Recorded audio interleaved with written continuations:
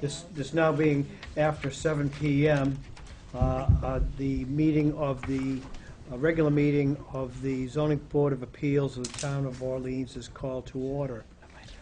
The first item of business is a public hearing in the case number 1949. The notice of public hearing states, in part, that this is the application of Janine Corsano, trustee of the Dono Valmare Trust. The application was filed August 24th, 2012. Attending on behalf of the board are the regular members, myself, Michael P. Murray, chair, Beth McCartney, regular member, Matthew Cole, regular member, Greg Delory, regular member, and associate member William McCarthy. Ralph Soderstrom is excused. Also in attendance is the building commissioner of the town of Orleans, Ryan Harris. In connection with this hearing, are any members of the board disqualified by reason of a conflict of interest prohibited by law, or have any members of the board communicated with the applicant or any interested parties concerning the subject matter of this application? No response, no positive response to either question. I declare that the members of the board are qualified to consider this application. Voting on the application are the regular members in attendance and Mr. McCarthy. Will all those who intend to testify in this hearing state that whether the testimony will be the truth, the whole truth, and nothing but the truth? Very well. Then can we hear from the applicant? Yes. I didn't answer. Oh, am I just supposed to say yes? Okay, yes. You may not be giving direct testimony, but I think you'll be at least commenting on some of the facts. Based on the facts that we hear, we make our findings. Okay. So we prefer to have the facts established under oath. Okay. My name is Stephanie Sequin. I'm an engineer with Ryder & Wilcox, and I am representing Janine Corsano, who is here with us tonight. She is the owner of the property at 100 Namaquoyett Road. It is a half-acre lot. There is an existing building that, according to assessor's records, was built in 1973. To the west side of the property, there is an inland wetland, and there's also another wetland to the south of the property on the other side of Namaquoyett Road. The existing building is a two-story with a drive-under garage on the west side or on the left side of the building. In the back of the building, there's a first floor ground level deck. It's roughly 16 by 18, and the far corner of the deck is 18 feet from the rear property line. Ms. Corsano purchased this house earlier this year and has been working on various little projects that she would like to do to improve this property. And one of the things that she would like to do is expand the existing deck so she can get a little more outdoor living area and obtain views and make the most of views of the wetland off to the west side. So what she would like to do is build a roof deck over the existing, there's a roof above the drive-under garage. She would like to build a 24 by 10 foot deck above that roof and connect it with the existing deck in the back. With that triangular section that you see on the site plan. Connecting to the existing deck means that the expanded deck will be less than 25 feet from the rear property line. It will be 18 feet from the rear property line, as is the existing. Approximately 17 square feet of the proposed deck lies within the 25-foot setback. So it's a very minor, minimal amount of additional deck that you're considering here tonight, I believe. As far as so we are requesting a special permit to allow that deck expansion within the 25-foot setback to the rear property line. I believe the site is adequate for the proposed deck expansion. It's a half-acre lot, currently supports a single-family dwelling and deck, and will continue to support the single-family dwelling and expanded deck. The site is suitable for the proposed project. We're making use of the existing structure to a large extent, building much of the deck over the existing building, and this will allow expanded use for outdoor activities while confining them to the area in the general vicinity of the house, so that we're able to maintain a buffer between the existing developed area and the wetland to the west. The impact on traffic flow and safety, the proposed deck will have no impact on traffic flow and safety. There is a driveway that provides access to the house and to the building area where the construction will take place. The impact on neighborhood visual character, the proposed deck that complies with the building setbacks is, or let me just say, the house is 55 feet back from the road, so it is set back a distance from the road. The existing building is fairly well screened from the road. This deck expansion is on the back side of the house, and I don't believe will even be visible from the road. The back lot line separating this property from the neighbor is fairly well vegetated and will provide a natural screen between this work and the abutter. The adequacy of sewage disposal, source of water and drainage, this deck expansion will not have any impact on those utilities. The existing system was inspected prior to the sale earlier this year. It's on the front of the house, so it will not be impacted at all by the deck expansion. No impact on utilities and public services. Noise and litter, other than construction-related noise. I don't believe this deck will have any significant impact on noise or litter. And the impact on groundwater quality, recharge volume, and water quality, the Conservation Commission has reviewed this project and has issued an order of conditions, so they have approved the project. Thank you.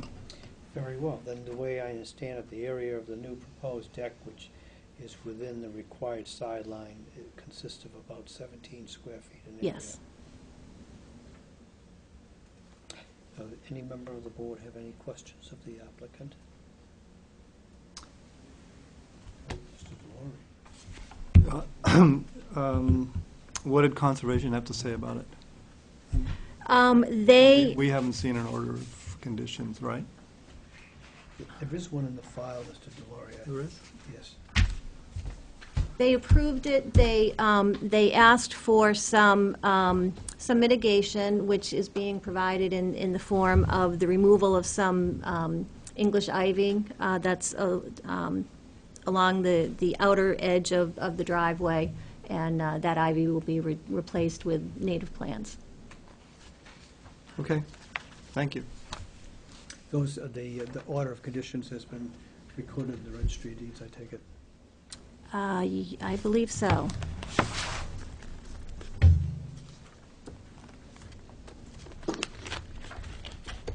I have an order of conditions of the Orleans Conservation Commission dated September 11th, 2012. I don't know if it's been recorded. It's all right. There's only one order of conditions. Yes. Are there any other questions? Yes? Did you consider the option of making the deck addition a rectangle and bringing it back the 25 feet from the sideline? Yes.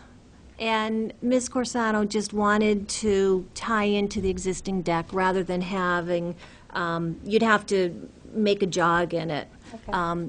It certainly could be accomplished, but it would just not have quite as much room between the corner of the building and the railing. Okay, Just be a little cramped. thank you.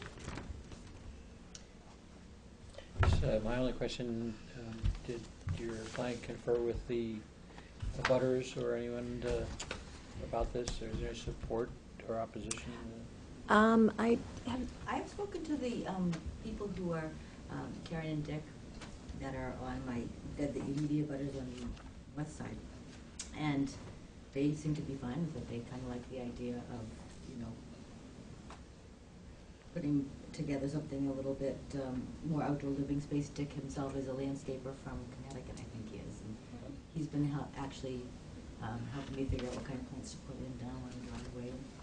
Seems to have, and I know that there was a public notice sent out, so as I know there has been no. And it appears that from the plan that there's notwithstanding the wetlands and the water, that there's a considerable distance between you and this 5 Little Marsh Lane property? Yeah. Yeah. Okay. So is this a neighbor on Riverview that you're talking with, or the No, neighbor? well, yes, they're on Riverview. I believe I don't know if they're free. They're north of you? Right next to us. on Okay, North Side. the next house on Riverview, okay. Yeah. Yeah, great. Now that's one I would want to hear from. No other questions? Nope. Very well. The file reflects that the proper notices were sent to those abutting owners who were entitled to notice, and that there have been no written objections or approvals received for the file. Is there anyone else in favor who wishes to speak in favor of the application? Is there anyone present who wishes to speak in opposition to the application? Are there any other commentary or questions by members of the board? Failing any, I will declare the hearing closed. I propose the following findings of fact. Following public deliberation by the Zoning Board of Appeals, a quorum of qualified members being present and voting based on the application of Janine Corsano, trustee of Dono Belmare Trust, filed August 24th, 2012. Based also upon the site plan, proposed deck, prepared by Ryder and Wilcox Inc., dated August 20, 2012. The certified plot plan, prepared by Filippo Scialamiti, dated April 24, 2012, and the order of conditions of the Orleans Conservation Commission, dated September 11, 2012, I move that the board adopt the following findings of fact. 1. The subject property, known as 100 Namaquoit Road, is shown as parcel 51 on Orleans map 69 and is in a R district. 2. The present use of the property is a single-family dwelling with a 16 by 18-foot first floor deck. 3. The proposed use of the property is a single-family dwelling with an expanded first floor deck, a proportion of new construction of which would be 18 feet from the rear lot line. The area of the new proposed deck, which is within the required sideline, is 17 square feet. 4. The proposed use will not be detrimental to the established and future character of the neighborhood and will be in harmony with the general intent and purpose of the zoning bylaw. 5. The alteration and reconstruction will not be substantially more detrimental to the neighborhood than the existing structure. 6. The site is adequate in terms of size and suitable for the proposed use. The site consists of 21,351 square feet, upon which is sited a single-family dwelling. The uses in the neighborhood are consistent. 7. The proposed use will have no negative impact on traffic flow or safety. The present driveway is adequate. 8. The proposed use will have no negative impact on the visual character of the neighborhood. The residence is set back 55 feet from a town way. Part of the new deck will use the roof of the existing garage. 9, the proposed use is isolated from and will have no impact on the method of sewage disposal, source of water, drainage, or water resources. The existing Title V septic system was inspected in 2012 and found to be adequate. 10, utilities and public services will be adequate for the proposed use or change in use. 11, noise and litter will not be increased after completion of construction of the proposed use.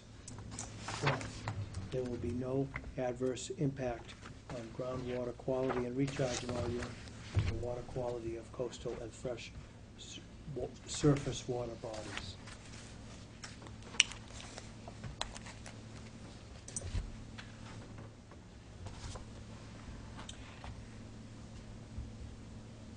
That concludes the findings of fact. The board will entertain a second to the motion to adopt those findings of fact. Any discussion on the motion? All those in favor? Aye. And opposed? The motion carries unanimously. Therefore, Congratulations.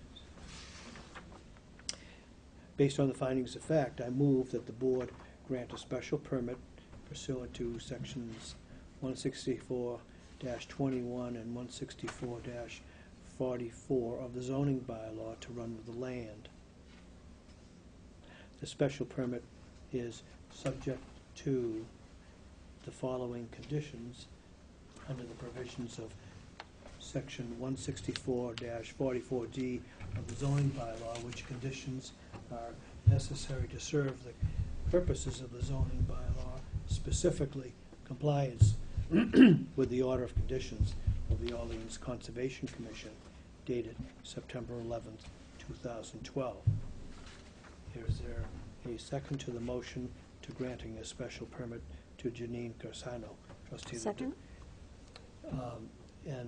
Any discussion on the motion? All those in favor? Aye. Aye. Opposed? No opposition? The motion carries unanimously. Thank Okay, you. thank you very much. What happened to your next hearing? It's continued until 8 o'clock because the applicant has its annual meeting Oh, earlier this evening. I was wondering where everyone was. I know, go get a cup of coffee. No, I'm done. I have to go to Chatham. Do you want this? Sure.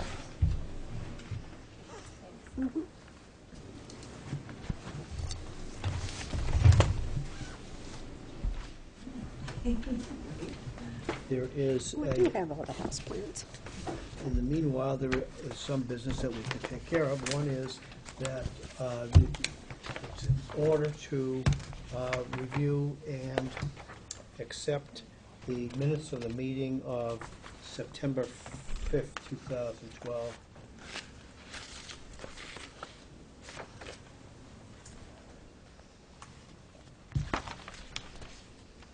Do I hear a motion to accept the minutes of September 5th, 2012? So moved. And a second? Second? All those in favor? Aye. Were you making notes of who's first and seconds for Sandy? Usually, it's, yes. I don't know if we're being recorded is the other thing. I'm not really sure, so I should do And that. she usually has a little tape machine that she plays. Yeah, it's a good point. Who seconded the motion to approve the minutes? Me, right? Matt, Beth, I you first. you You- moved it. I moved and Matt was second. Very well. What about the findings of fact and the On the motion to issue the permit, you moved, you seconded. I seconded. Seconded my motion. Yeah. On the motion for findings of fact, Bill McCarthy seconded the Okay. motion, and I moved. So I'll make those notes. Mr. Chairman, do we know if I was at the September 5th hearing? You were. Okay. Great. And as a general question, if you have a quorum of regulars, members, do I refrain from voting, or That's been the practice. I thought But you can It's- participate in discussion. Yeah. comments, but not No. voting? Okay. Yeah. And that is, a quorum is 4 or 5? Quorum is, Five. oh, quorum is four, no, quorum is four. A minimum quorum is, Yes. That's what failed last meeting, right. because we had 3. Oh, so if we have 4, Is there, wait, if we have 4 regular members, Sandy he usually votes, that's my records it point. with a tape We recorder? had 4, Like Do tonight. you have visible access to a channels. tape Yep. recorder? Do you know if we're Yep. being yep, we do. videotaped? So if we have 5 regular Excuse me? members, Okay. and Video Bill, taping. he would not. No, he would. Can you tell from the camera? Because, That's been. We don't know. That's the way it's been done. Wave in the... You wait. yeah, because she usually has a little tape recorder, and we don't have that either, so Yeah, I know. for the 40B, I, How are you? Doing all right, how about you? Hanging in? Hanging in there. And as my Yankees are hanging on by their fingernails, I forgot about the rescheduled 8 o'clock hearing, but at least I've taped it so I can speed through the commercials and. But it's not looking good. It'll pull it off. Who knows? You know, that's Like the 04 Red Sox. what I was going to say. Exactly what happened. In fact, 3 outs away from a sweep in the 9th inning, and they came back, and that led to that was the year of shock.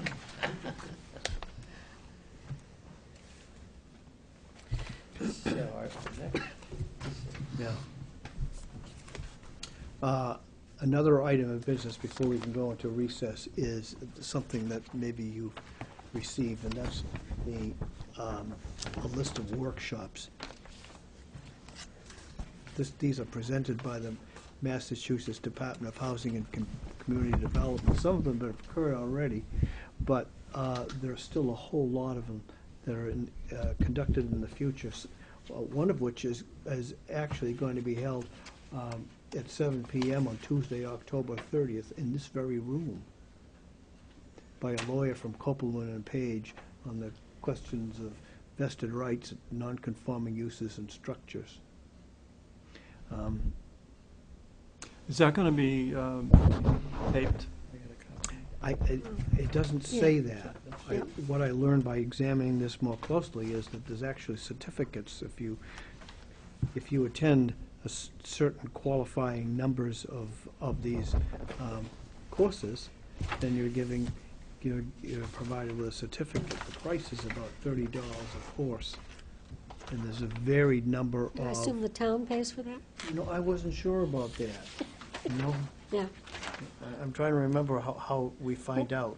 But Well, we were at that meeting we went to. yeah, at that meeting, that was was a way to ask the question, Yeah, but there's no commitment whether yeah, they'd be being reimbursed, yeah. or if they pay up front, which is another thing altogether. But I was kind of impressed by some of the subjects here. Trying to find what an MIA credit is. I couldn't tell either. Oh, and the other thing that I learned at the meeting we had for people on committees, they said that if you're reappointed to a committee, you have to go in and be re-sworn in. You do, that was kind of important, and I Yeah, forgot. and I didn't, Thank you for bringing that to my so attention. I slipped through Yeah. that one and Yeah, went every in. year, and I guess I'll find out who has to do that. Otherwise, there's a question as to the validity of the action taken by the board. That was based on that committee orientation, that was Right. September 24th. And the town council gave that kind of presentation. Also emphasizing Now, did you go in and that get sworn in? our communications amongst the board also should be posted to an email address called ComMail, which is, there are hundreds and thousands of emails in it, but the fact of the matter is, that's how the town of Orleans is able to keep track of what the correspondence is, to determine whether it's appropriate and meets with the provisions of the open meeting law.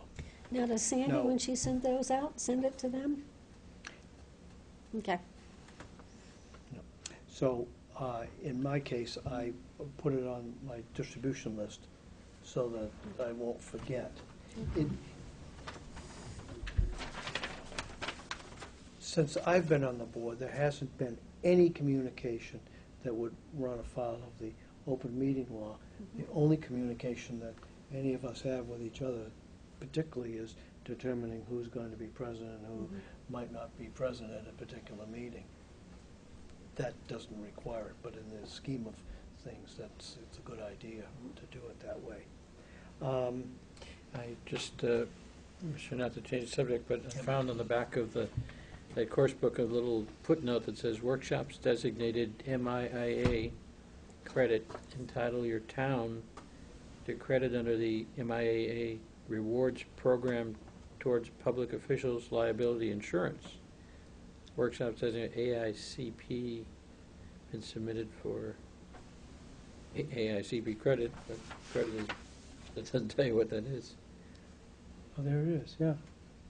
American That's Institute of Certified Planners? But I guess if we go, the town gets some credit. Yeah. I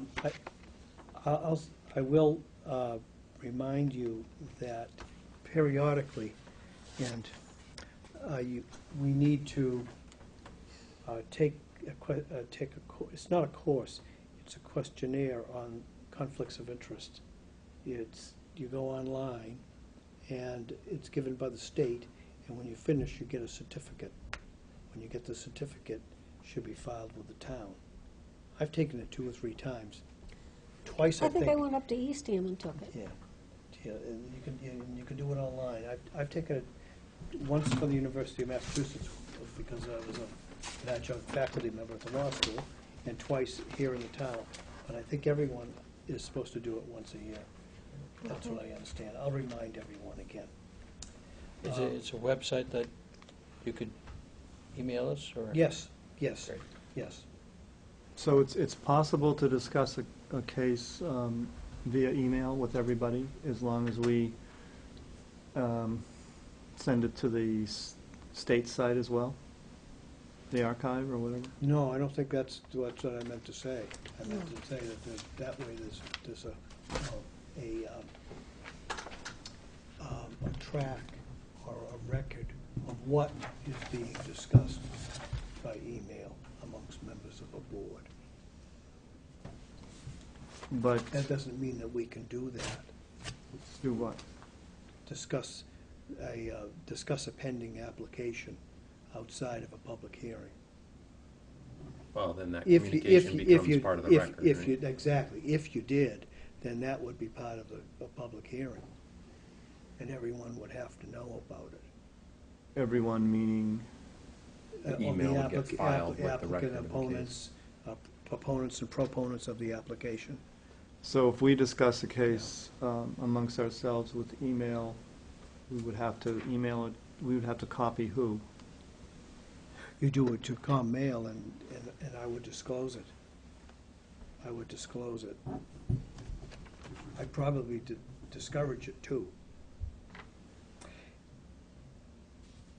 I'm just curious. There's kind of an exception, and that is if you took a site visit and you spoke, you're not talking, and you went by yourself and not with me or any other member of the board, then nothing can happen. You see, there can't be anything that would be considered under the statute to be deliberation or consideration. That's okay. If you come across information you think that's pertinent to the case, you can point it out to everybody by an email and just make them aware of it, Yeah. but not discuss it. Yep.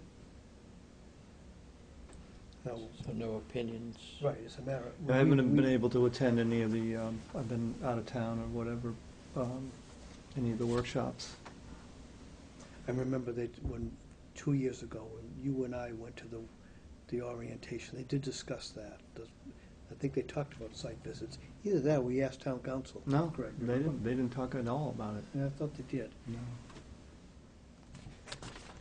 So, I think what we'll do now is, I'll entertain a motion to recess, and I will make a few remarks general remarks on Chapter 40B. Very well. I move we recess? Second. All those in favor? Aye. Then we'll recess until we proceed. So was everybody notified that Habitat would be 8 o'clock? Yes. Okay. Yep. All the neighbors, everybody? It was published again, Beth. Okay. We'd have brand new publication. Now.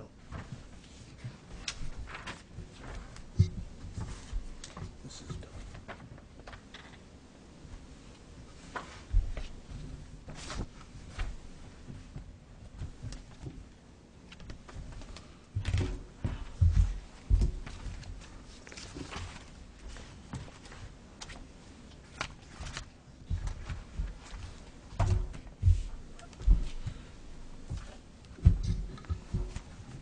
There's no shortage of materials on considerations for affordable housing under Chapter 40B.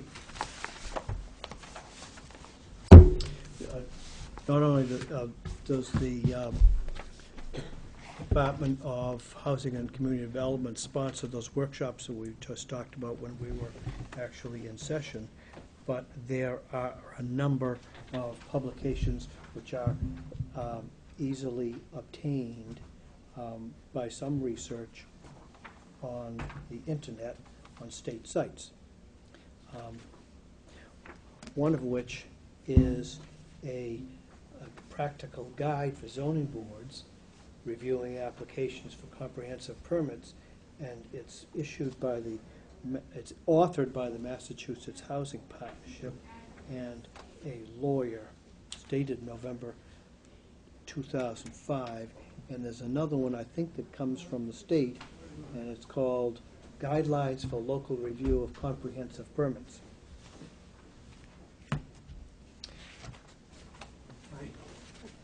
Good zoning, are we right? Yes, Do we start at 8, or are they welcome, or? as soon as we see the applicant. The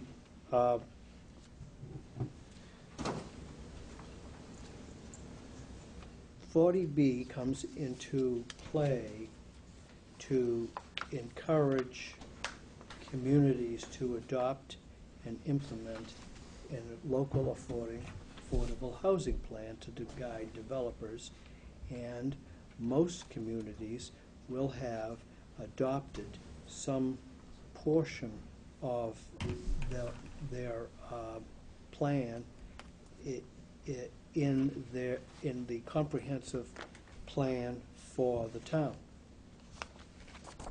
The application itself is triggered by a project eligibility letter, which is issued by the State Housing Agency. Generally, that letter is provoked by a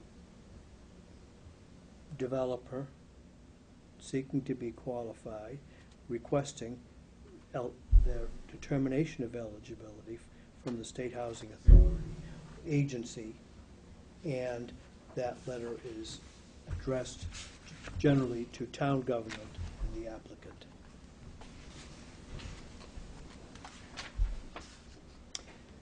Once that occurs, then Chapter 40B provides, in the ideal form, for a streamlined process which would result, in the scheme of things, in a comprehensive permit being issued.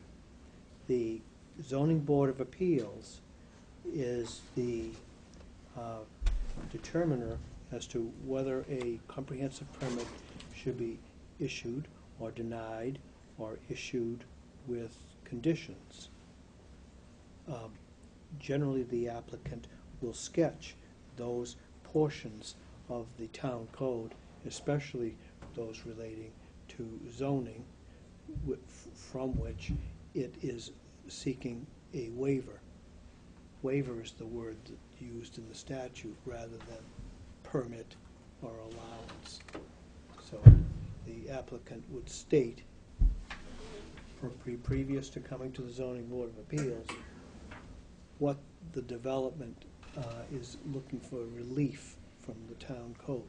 Could be not only zoning, but could be a lot of other requirements, Board of Health. There's could be fire, could be building, public works. The idea being that it's through the process that during the zoning board hearings, the zoning board will, would oversee and determine whether the application should be allowed with conditions which would, with consideration towards the other elements of the town code, whatever that might be. Generally, the Zoning Board of Appeals will ask for advice from those other agencies or town boards which would otherwise have had some supervision, but there's no separate hearing before each of those boards, with the exception of conservation. You know, that's a different question altogether. Mr. Chairman, is conservation precede or follow us? Oh, what they want. I think they usually precede. You know, I really don't know that. All I know is that I asked just out of curiosity. It would seem like it would help inform us if we are, you know, the sole review, other sole review agency, if we knew what the comments. Yes, I don't know that answer. I just know It's that choice. the zoning board doesn't trump conservation. I think Right. that's They usually come after conservation, though. that's right. That's right. Usually we come after. Yeah. Usually, yeah. Yeah, that has to be, that's one of the requirements for the application. In it, depending on the development, there are situations where the zoning board would recommend or pursue mediation or negotiation between the developer and other interested parties who are involved or want to bring import or impact into the comprehensive permit. Following that, then the zoning board approves or denies or approves with conditions. One of the principles is something like this, that a comprehensive permit application should not be denied unless state regulations authorize the denial or there are health and safety impacts that can't be mitigated by conditions. By that, you may conclude that once there is an eligibility on behalf of the applicant, and underlying that is a finding, generally by the town, that there is a dearth or shortfall of affordable housing units, then once that kicks in, then there's more or less a presumption, from what I gather, that the comprehensive permit should be negotiated and at least approved with conditions. That's a general guideline.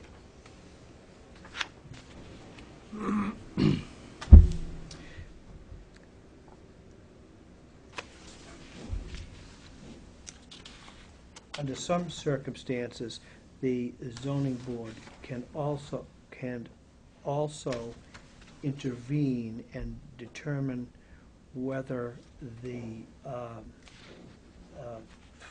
economic conditions for the development are appropriate. That's, might be more complex, and sometimes the zoning boards look for consultants to help guide them through that particular question. And that is the way, a real broad brush outline of Chapter 40B. Thank you.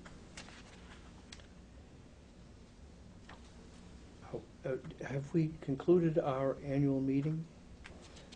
We jumped out a little early. We left the rest of the people eating and enjoying dessert and giving out awards. Are you prepared to proceed? Do you have all of the folks necessary?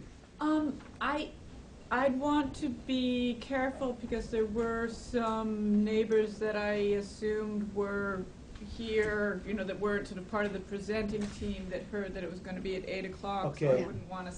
I mean, I'd love to start early, but I'm not sure it's. We could do that. We're just in recess right now. Okay. We can talk about our annual meeting. It's a good meal. You want to show off your award? Oh, I had left it in the car. Ah. Orleans got an award for this project, actually, from Habitat. And the Affordable Housing Committee was, in our last meeting, we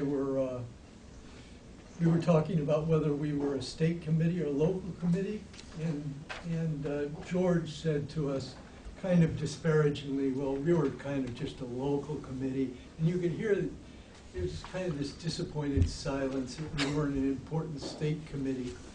And one of our members says, yes, but we got an award. So.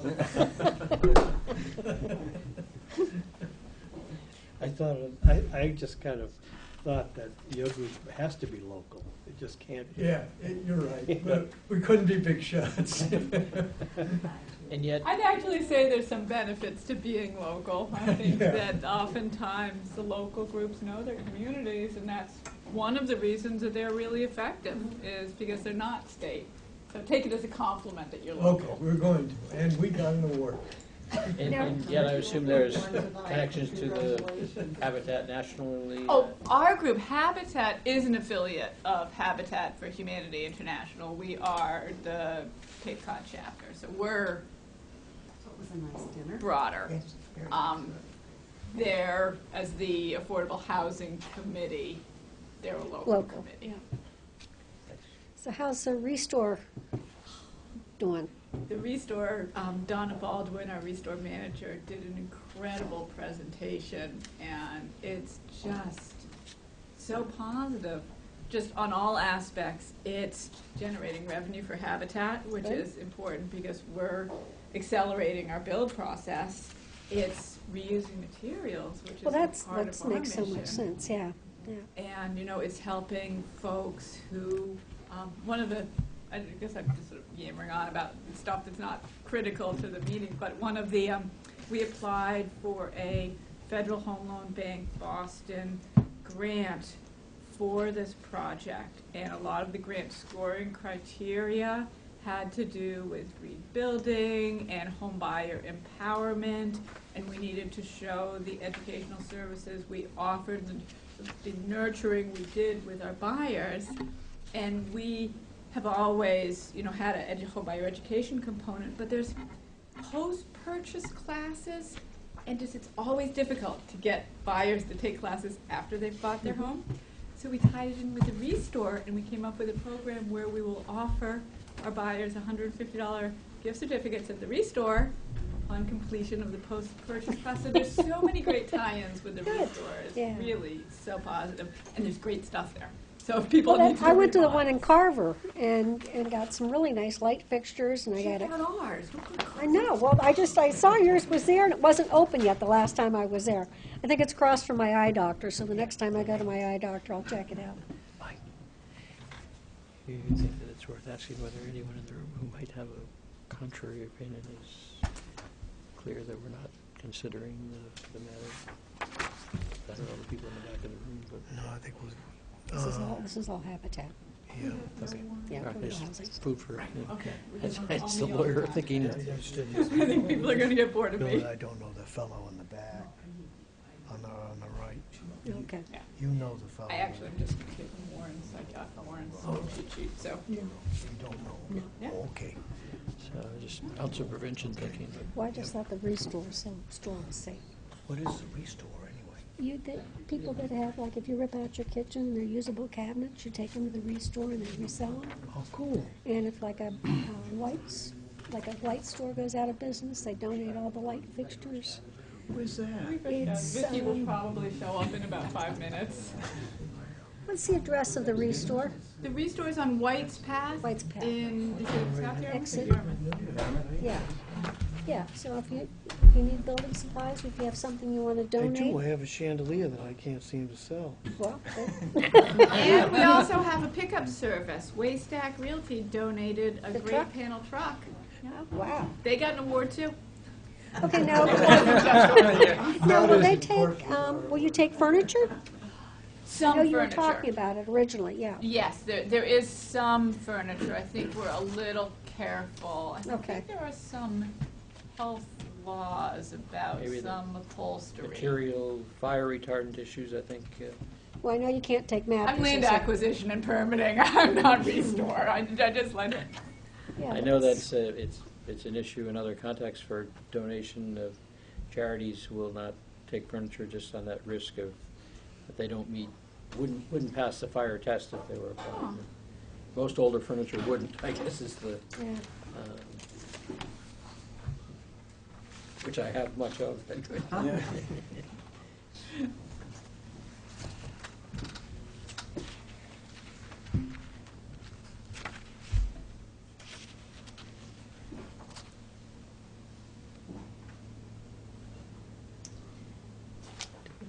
We have an idea what the percentage of affordable housing in down there. It's it's in that, didn't you get that in your I packet? believe there was when we. It's like 9.7? I was surprised. By the time we got here. Actually, it's pretty close to the 10. Yeah. 9%. You speed a little bit driving? Maybe it is. No, I waited, I only listened to Tanya Gurley and then I came. I just read it before I came. Thanks. So nice. Oh, yeah, yeah. I I'm could, taking that was your it. first That was my Habitat, first? yeah, yeah. First Orleans Affordable Housing Committee. Did you enjoy your supper? It was great. It was great. Very nice night. Sorry, we've had to run out. So many nice people together in one room. Yeah.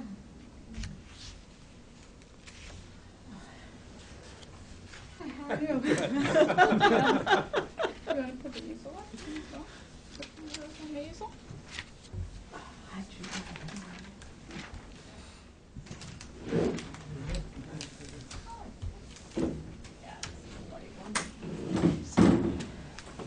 Tell you we're straight from our annual meeting, so.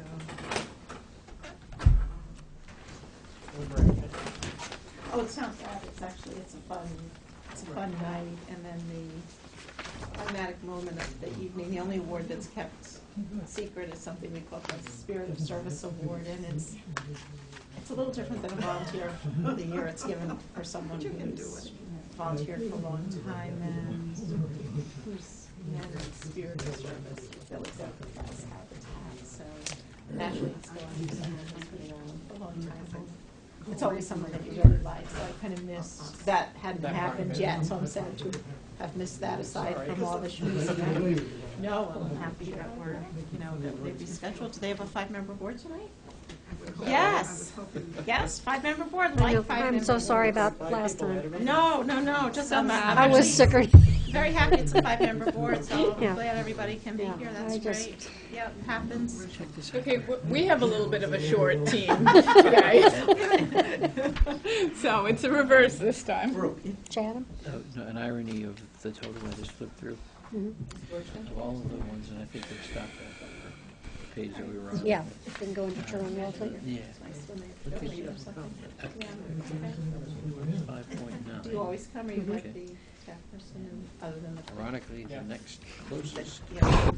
is my hometown, which Are you not Happy surprisingly you're okay there? is Oh, one it's of By yourself there? 20%. I figured someone could sit next As to I me, flip through, or there's, someone uh, not, or. Where's the Where's only Tim? two in the 20s. Yeah, and maybe What a Tim. It's disparate probably gonna be Tim. pair. Okay. And And we've got your back. We've got your back, Lenora. Oh, okay, no, I have no idea where it is. You know, I should have bought one for everybody for. I was like at so some craving friends in chocolate Taunton cake last after Saturday that dinner. who Did you have dessert? typically used to vacation. I had my little candy snack right before Decided this. that, even forgot my Well, you can. have well, had a that was too lovely much day. hassle, so now they're in their vacation in Harwich or this area.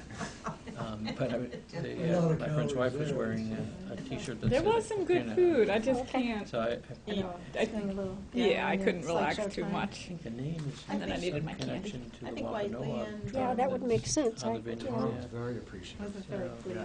But Tom of course, you Whiteley? couldn't think of two more I guess, unlikely. I guess Edgar That Towns, was what would Eric. Edgar That Towns was come in Eric at? White. Wow. Yeah, I was He's a very tall person. very tall, very young. I thought he was going to be much older. Very tall. Yeah. Is he a partner in the business? Is it his business? 4, He's 4.4. Wow. taking Yep. over from his dad because he's the one who calls the shots. Eastham 1.8. Okay. Yeah, that surprised me. You know, a lot of those cottage, I mean, I don't know how they can't be affordable. I mean, because Orleans has those two-bedroom condos at Somerset. The And subsidized housing inventory is an interesting list. A lot of Cape communities have done a lot in housing, but it doesn't get counted on the list. There are some very precise steps you have to go through. So some communities, like Harwich, for instance, keeps the subsidized housing inventory, and then they keep something called the Harwich housing inventory. Okay. And Orleans actually has the most of all Cape towns. I know, that's what we're saying. Interestingly enough, when you dig into what's comprised of that 9%, it is, vast majority is restricted to seniors or families or persons with disabilities, smaller units, and rental. So when it comes down to home ownership and family units, which from looking at the statistics and talking with the Orleans Housing Committee, is the push is to try to create opportunities for young families. And rentals being distinguished as a multifamily. Yep. Rentals being distinguished from home ownership, it's just a different type of housing. You know, But home own- condominiums are counted as part of the, Condominiums are counted as home ownership. It is And affordable. home ownership. Yeah, it's just legally a different entity than fee simple absolute, but it's still an ownership as opposed to a landlord owning and a tenant paying yeah. an affordable rent. Okay. Just out of curiosity, how would one determine, say, whether my single-family home, It was right behind you. while it is a owner and occupied, but what other people that rent them year-round, how would that be discerned? I'm sorry, try that again. A single-family home Okay.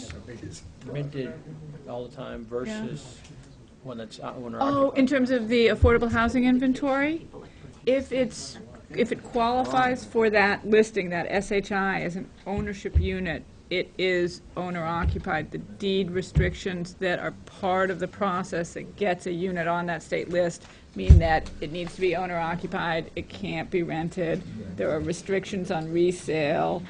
Some of the, you might call them hoops you have to jump to get on that inventory, or you might think of them as protections, protecting a community's scarce housing resources. And some of that is, a community investing resources to create an affordable housing unit that then becomes someone's rental income or someone's that's So not actually, it's all affordable. within the SDI, what we're talking about, as opposed to the broader What community. what gets created through 40B has to follow those steps. So has to be, if it's ownership, it has to be owner-occupied by an income-qualified family that purchased at an affordable price with that deed rider to protect resale and the prohibitions on it becoming an income property. I mean, that's just not community resources at their best use to create an income stream for someone else. It's, yeah. I used to, I don't know if it still exists, but worked with Chapter 707 and then Section 8 housing. Yep. And in some cases, using them to leverage for home improvements and all that stuff, but that was a long time ago. Which are some great resources, and create affordable housing, just a different type.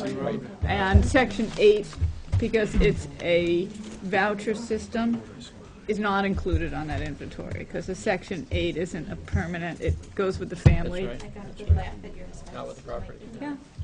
But it's, I think of it as the housing mosaic.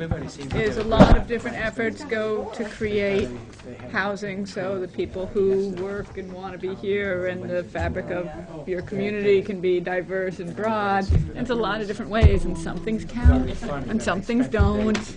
And it's hard in seasonal communities. And, yeah, and then there's a lot of just people doing the right thing and owning properties. You know, I'm sure that there's a lot of residents who might have multiple properties who probably rent out affordably, but it doesn't show up on that list because it's just someone who's been in town for generations doing the right thing.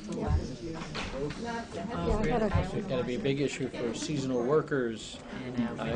Another hat I wore was with farm workers, and the whole issue of New England Farm Workers Council, and trying to find housing for just that part of the year. And that's a whole another sort of avenue of affordable housing, and it's still affordable housing, and it's still part of the dynamic economic sort of sphere of what keeps your community going, but it doesn't count on that SHI because it's not year-round, but it's still, you know, you need seasonal housing that can be rented affordably.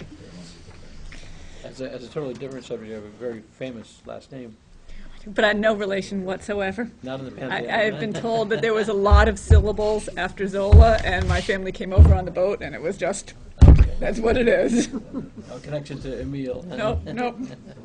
I've been to the Pantheon, so... Very well. It is now 8 o'clock, October 17, 2012, and this hearing is of the Zoning Board of Appeals of the Town of Orleans is called to order.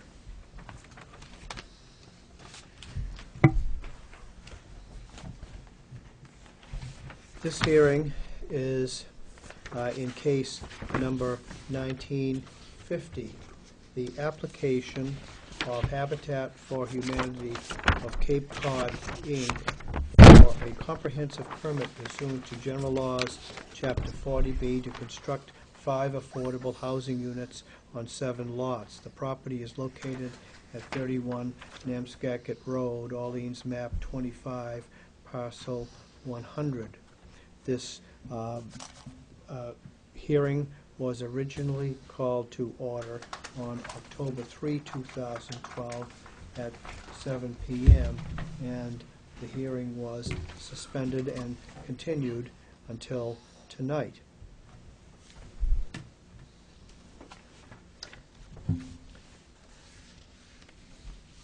Attending on behalf of the board are the regular members, Michael P. Marnick, your chair, regular members Beth McCartney, Matthew Cole, Greg DeLore, and associate member William McCarthy. Also in attendance is the building inspector of the town of Orleans, Brian Harrison. Are any members of the board disqualified by reason of a conflict of interest prohibited by law, or have any members of the board communicated with the applicant or any interested parties in connection with the subject matter of this application? No. Ms. McCartney? I have spoken with David Slack on several occasions. Basically, he was concerned about the subdivision and what was going to be done. I suggested he go to the hearings and put in input with the development and habitat and talk with David Little to get more information on it. Very well. Now, is there any of those communications that you consider to disqualify you or render your judgment in this case and hearing less than impartial? No. Very well. And I declare that you are impartial and you may sit on this hearing. So voting on the application are the regular members in attendance and Mr. McCarthy, associate member. Will all those present and intending to testify aver and swear that the testimony they're about to give in this hearing is the truth, the whole truth, and nothing but the truth? I do. Very well. Then, may we hear from the applicant? Thank you. We appreciate your time. I'd like to introduce myself. I am Lee Darazola, Director of Land Acquisition and Permitting at Habitat for Humanity. With me, we have Tim Brady of East Cape Engineering, civil engineer, Vicki Goldsmith, Habitat for Humanity Executive Director, and Bob Riley, the Director of Construction at Habitat. I am sitting here in place of Warren Brody, who is the chair, a volunteer, the chair of our Land Acquisition Committee, and the attorney that does our 40B work. He is ill tonight, so you get me instead. I am going to be reading off his notes, so a little less prepared than I'd like to be, so please forgive me. I'm also standing in place of our architect, Charles Orr of Hutger, who had already scheduled an out-of-town trip. So again, you'll get quite a bit of me. The hearing tonight is on Habitat's application for a comprehensive permit under Mass General Law, Chapter 40B. Habitat, as the applicant, is a Massachusetts not-for-profit corporation, an affiliate of Habitat for Humanity International. We are the current owner of a 5.2-acre parcel located on Namskakik Road. We are the owner because we received an extremely generous grant from the Orleans Community Preservation Committee, pursuant to a unanimous vote at the spring 2012 town meeting that allowed us to purchase this parcel on the open market and engage in our pre-development activities. Habitat has applied for approval under the Local Initiative Program of the Department of Housing and Community Development. A lot of affordable housing is acronyms. That is Local Initiative Program being LIP, and the Department of Housing and Community Development being DHCD. The process for the LIP program is to have an application endorsed by the town Board of Selectmen and the local Housing Committee. Our application was so endorsed.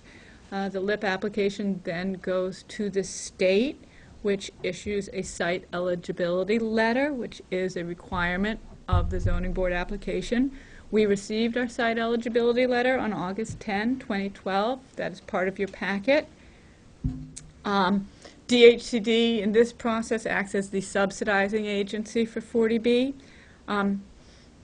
Another piece of the 40B process is that Habitat, as applicant, is required to demonstrate that the development is consistent with local needs.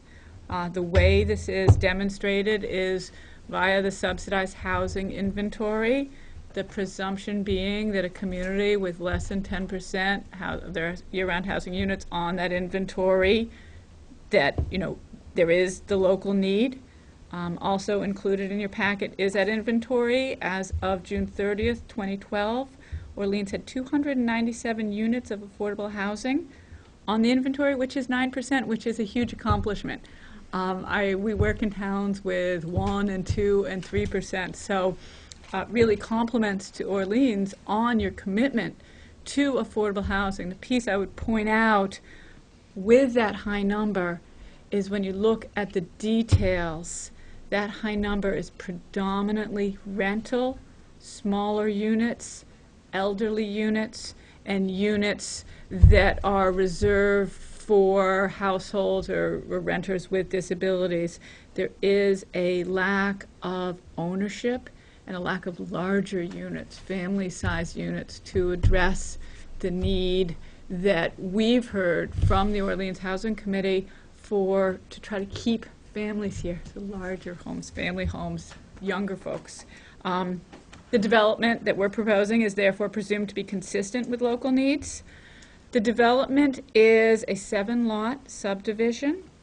There's one existing house on the premises, which is an older home. That will not be part of the Habitat project. What we will do is use the 40B as a tool to carve that older home out, and we'll issue an RFP, and the intent is to find a qualified renovator to renovate it with a historic preservation restriction, but that's separate from the Habitat project, which leaves us 5 housing lots for affordable housing for Habitat's typical sweat equity build, and 1 lot which is open space, which wraps around the perimeter to create a buffer. There's also a barn on the property, which we will be removing. The 5 houses that we're constructing, we are building 3 3-bedrooms and 2 2-bedrooms. That buffer, the open space, is approximately 2.5 acres. We will be constructing a road, and Tim will go into the details on the engineering, underground utilities. We are requesting a variety of waivers. There was in your packet a list of those. I think at this point, instead of reading through them, if we have questions about specific waivers, I'm sure we can address them.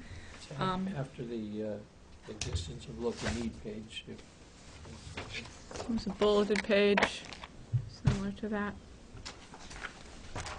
I mean, if we'd like, we can go through them, and also, you know, Tim is more well-versed on some of them than I. We have engaged in preliminary site plan review, which this process is sometimes termed a friendly 40B. We're going in and we're asking for the Board of Selectmen approval. We're working with the town. We had the preliminary site plan review. I believe your planning director forwarded you the comments from that. We made some small amendments to the plans based on comments we received. And, you know, we're here before you with the result of that interaction. Once, assuming, and I say assuming, but once the comprehensive permit is issued, Habitat will proceed to select purchasers for each unit. We do this in accordance with Habitat's established procedures at a sales price consistent with the state LIP program. Currently, you know, and it adjusts every year, but currently a 3-bedroom is $133,000, a 2-bedroom, I believe, is $115 something. Those do adjust based on the year in which they get marketed.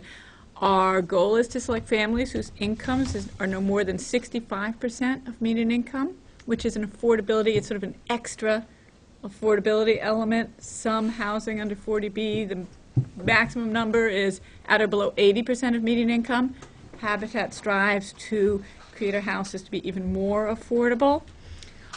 We do request a local preference that needs to be approved by the Department of Housing and Community Development, so we cannot promise that, but we can say that we will do all we can to make sure that we present the best case to get that for the town. Once the comprehensive permit is issued, we'll proceed to construct the homes with our partnership program, our sweat equity, our volunteer builds. Each unit will be conveyed with a deed restriction. The houses stay in perpetuity in the affordable housing pool. If our buyers move up, move out, those homes get resold to another affordable buyer. So they are perpetually affordable. The houses, we've got some great house plans. This is a new partnership with Hutker Architects, and we're very excited about the homes and how they've been sited. We can go into that in more detail maybe after Tim talks about some of the engineering. The houses will qualify for LEED standards, although Habitat does not seek the certification. That's a cost-saving endeavor on our part. It is a timely and expensive process, so we want our homes to be as efficient as they can be, but we like to keep our budget slim so we can work on more houses. This is a substantial project for Habitat, but hardly unprecedented. In 2009 and 2010, we developed Gomes Wayne Harwich, which was 13 units. We also developed a 16-unit development on Danvers Way in Hyannis. So we've had ample experiences with larger builds. This is a medium-sized build for us. We're very excited about it. We just came off very positive build in Orleans. Nickerson Road was our 75th house that we dedicated this April.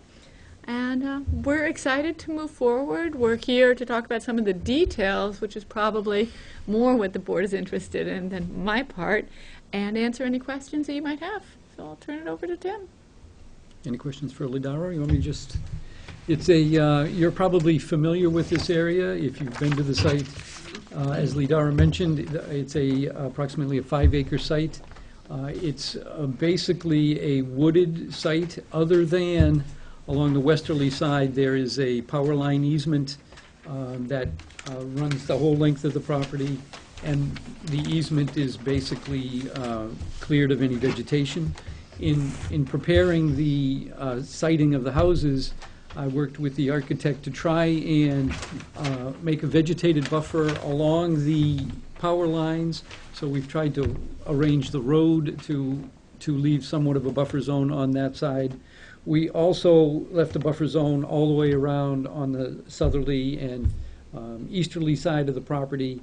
And at the northerly-most lot, that's lot 1, that's where the existing house is. There's a garage that goes with that, and so there's no buffer zone along the line of the easterly side of that property. Again, all of the property is well vegetated. There is kind of a unusual stand of large trees in the area of lot 3 and 4, so we tried to preserve those as much as possible, and that's why there's a sort of a larger portion of that green space. There's like a bump in the green space there. It's not just 25 feet all the way around. There's some significant trees in that area, and the intention is to save those as much as possible. The houses were sited oriented south as much as was practical. There is some topography at the site that doesn't allow it on lots 4 and 5 as much as we would like, but the others, lots 2, 3, and 6, the houses are oriented to the south for part of the solar gain as much as practical. A road will be constructed. It's proposed that it will be a paved road. It'll have underground utilities. It'll have drainage, naturally water, power, Cablevision, all of those sorts of things. In this area, part of the waivers that we're asking for is normally lots are required to be 40,000 square feet in Orleans with 150-foot frontage, and we've made a sort of a waiver table on the front page. I should have mentioned you should be looking at 2 sheets. One shows the actual subdivision and the waivers. The second sheet shows the road design. And I'm assuming, we've discussed this a little bit, I think this will be sort of a phased project where naturally road construction will be the first part. While road construction is going on, we'll actually be working on final engineering for the actual building lots. So it'll take a little while to get the road installed before the buildings actually begin. The minimum lot size is normally 40,000 square feet. If you looked strictly at the area of the lot under Orleans subdivision regulations, you'd be allowed to have a 5-lot subdivision. In this case, because of the 40B, we're asking for the 1 additional lot as part of the 40B. We have outlined the proposed area for each lot and the area requested that's less than 40,000 for each one of those. I would note that lot 7 is the what we've described as an unbuildable lot. It is the area that includes the power line easement and includes the buffer zones around the south and easterly part of the property. That all makes up lot 7, and that's not to be a buildable lot. The lots meet lot frontage, except for a couple of minor revisions that we're asking for. Lot 1 has 150 feet of frontage as required by your bylaw. That frontage is on Nanskaket Road. Lots 2, 3, 4, 5, and 6 will all have their driveways and their frontage on a new road yet to be named, I think. There's still, at least my understanding is, there's not a name for the road yet. Lots 2 and 3 normally would be required to have 150-foot frontage. They are slightly short of that, and it's listed on the plan.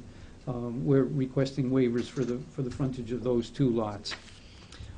Panhandle lots are a little, not panhandle lots, cul-de-sac lots under your bylaw are a little different. They're allowed to have 50-foot of frontage, and these lots all have at least 50-foot of frontage on the cul-de-sac. Cul-de-sac lots also have an extra requirement that has to do with the width of the lot at the building line. And we are asking for waivers for, looks like just one of the lots at the building line.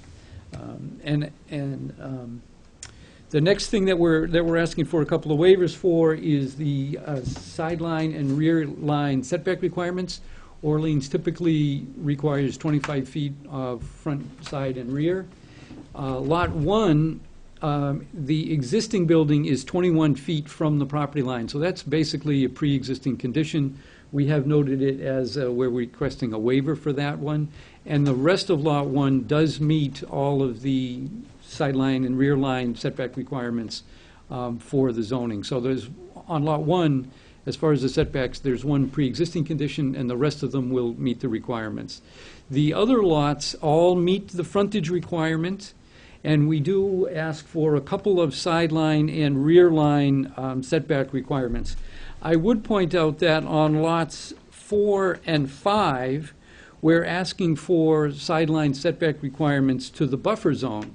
If that buffer zone was not there, we would not need those variances, but we felt it was better to have that buffer zone in between and ask for those variances on lots 4 and 5. Could you just point that out, the buffer zone, The Everything that's in between pink the on road that and plan. the outer. The outer, I'm talking about over here on part of lot 7, which I'm calling the buffer zone. On lot 4 and on lot 5, we're asking for a 21-foot setback rather than a 25. I just wanted to point out that if we didn't have this buffer, we wouldn't need those. But we felt it was better to have the buffer and ask for the waiver of those. Thank you. The other thing is they all meet the shape requirement. If you just use the area and the perimeter of each lot, they meet your shape requirements. What that does in effect is it forces lots to be regularly shaped and not unusually shaped lots. That's the general purpose of the shape number. We're asking for one waiver on the road requirements, and that has to do with the width of the paving. Under your bylaw, for 5 to 10 lots, you normally require 18-foot wide of paving. We're proposing 16 feet wide. We had initially proposed 14 feet at the Site Plan Review Committee. I've done other projects with 14 feet for these size projects, and it's really a very comfortable road. The fire department asked us to make it a little bit larger.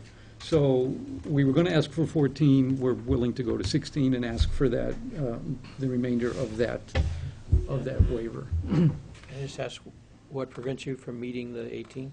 Nothing. We could do that. Cost. We could do that, but to keep the costs down and to keep the impact on the environment down as much as possible, we're asking for that. And like I say, I've done that in other cases that allow 14-foot wide, and in my opinion, it's a very low traffic area. It's only a couple of cars. The likelihood that 2 cars going up and down at the same time is pretty remote. We all know where dirt roads are in Orleans, where you have to back up. This will be paved so that it'll be easy to maintain. It'll be able to control the drainage because the pavement is there.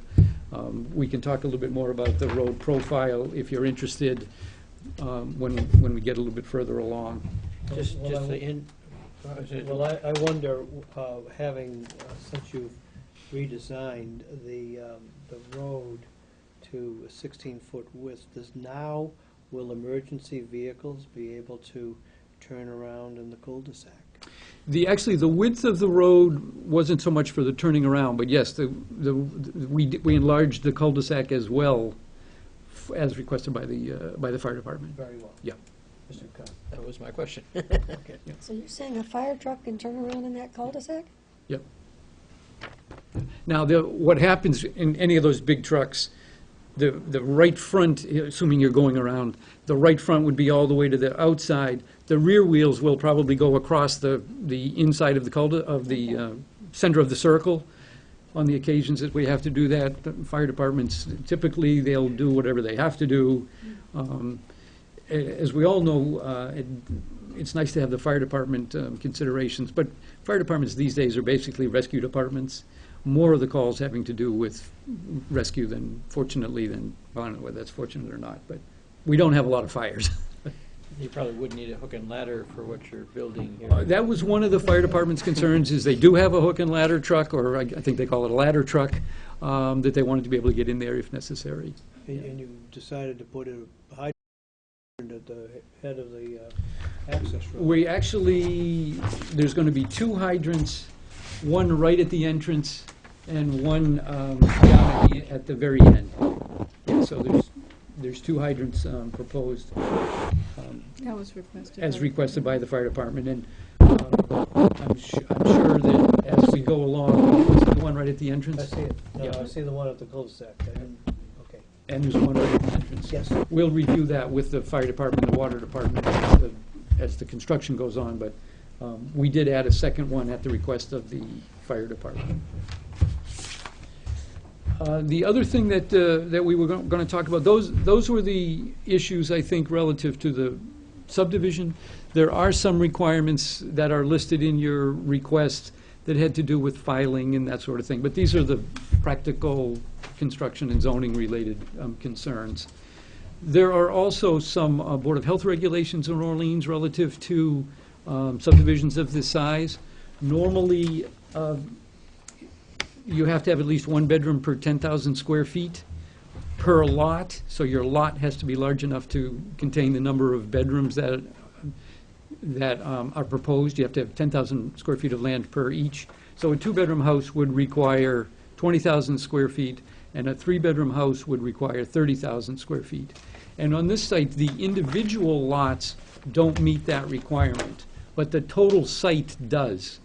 If you take if you include the lot 7 all as open space, but if you put that into the calculation for the total number of bedrooms, the entire site meets that nitrogen loading calculation, but the individual lots does not.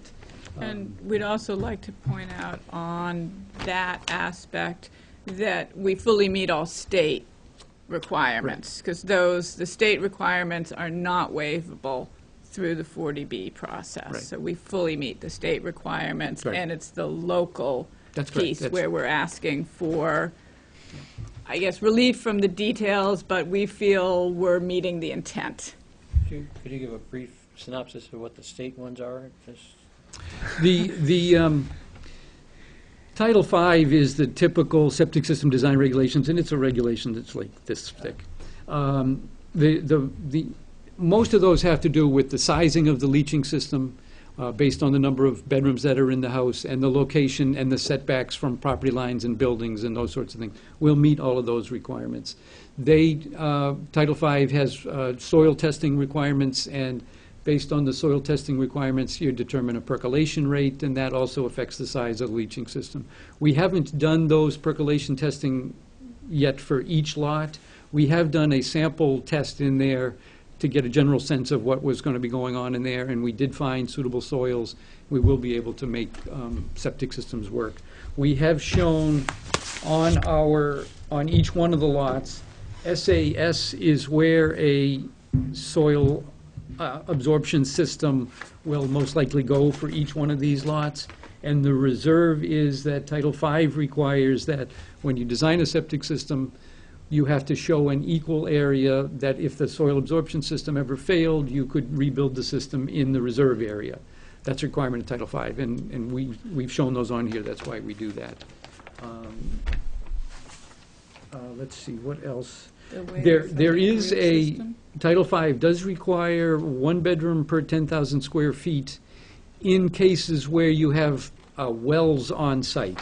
Where you have town water, Title V does not have that requirement. But Orleans Board of Health has gone further and required that 1 bedroom per 10,000 square feet of requirement for the entire town at this point. So that's why we're asking for a waiver to that section of the Orleans regulation. That's one of the changes from the state regulation. Is this going to be a standard septic system that's going in? These would then be, we're proposed to put in what would typically be called standard septic system. Okay, and it's typically, it's for a 2 or 3 bedroom house? And Correct. it'll take 130 gallons? No, the 2-bedroom house is 220 gallons per Right. day, 3-bedroom house is 330 gallons per Okay, day. so you're going to be putting 330 gallons in on a 10,000 square foot lot? Correct. And is there anything done for the nitrogen loading? Well, that's what I say, if we don't meet the nitrogen loading for each lot, but we do meet the nitrogen loading for the entire site. We have a total of, I believe, 16 bedrooms on this site, Right. which requires, if you did 1 bedroom per 10,000 square feet, you would require 160,000 square feet of land. We actually have 228,000 square feet of land for the entire parcel. So if you look at the entire parcel, you could have 22 bedrooms on it. We only have 16 on the entire site, but the way that it's divided up with the individual lots, we don't meet the 1 bedroom per 10,000 for each lot. Well, I understand that. I'm just concerned about the density of this, the septic systems being so close for the cluster There's- zoning. There's really not a concern for that in this case. If you had on-site drinking water wells, you would start to look at Okay. that. If you had a nearby town well, you might look at that. If you had nearby wetlands concerns or ponds or something, you might look at that. Typically, for a project like this, we would talk about nitrogen loading at the property lines, like if the water was moving off of the property, which it does, groundwater moves, what would be the concentrations at that point? And because the entire site is large enough for the number of bedrooms on it, we feel that it's appropriate to ask for that waiver.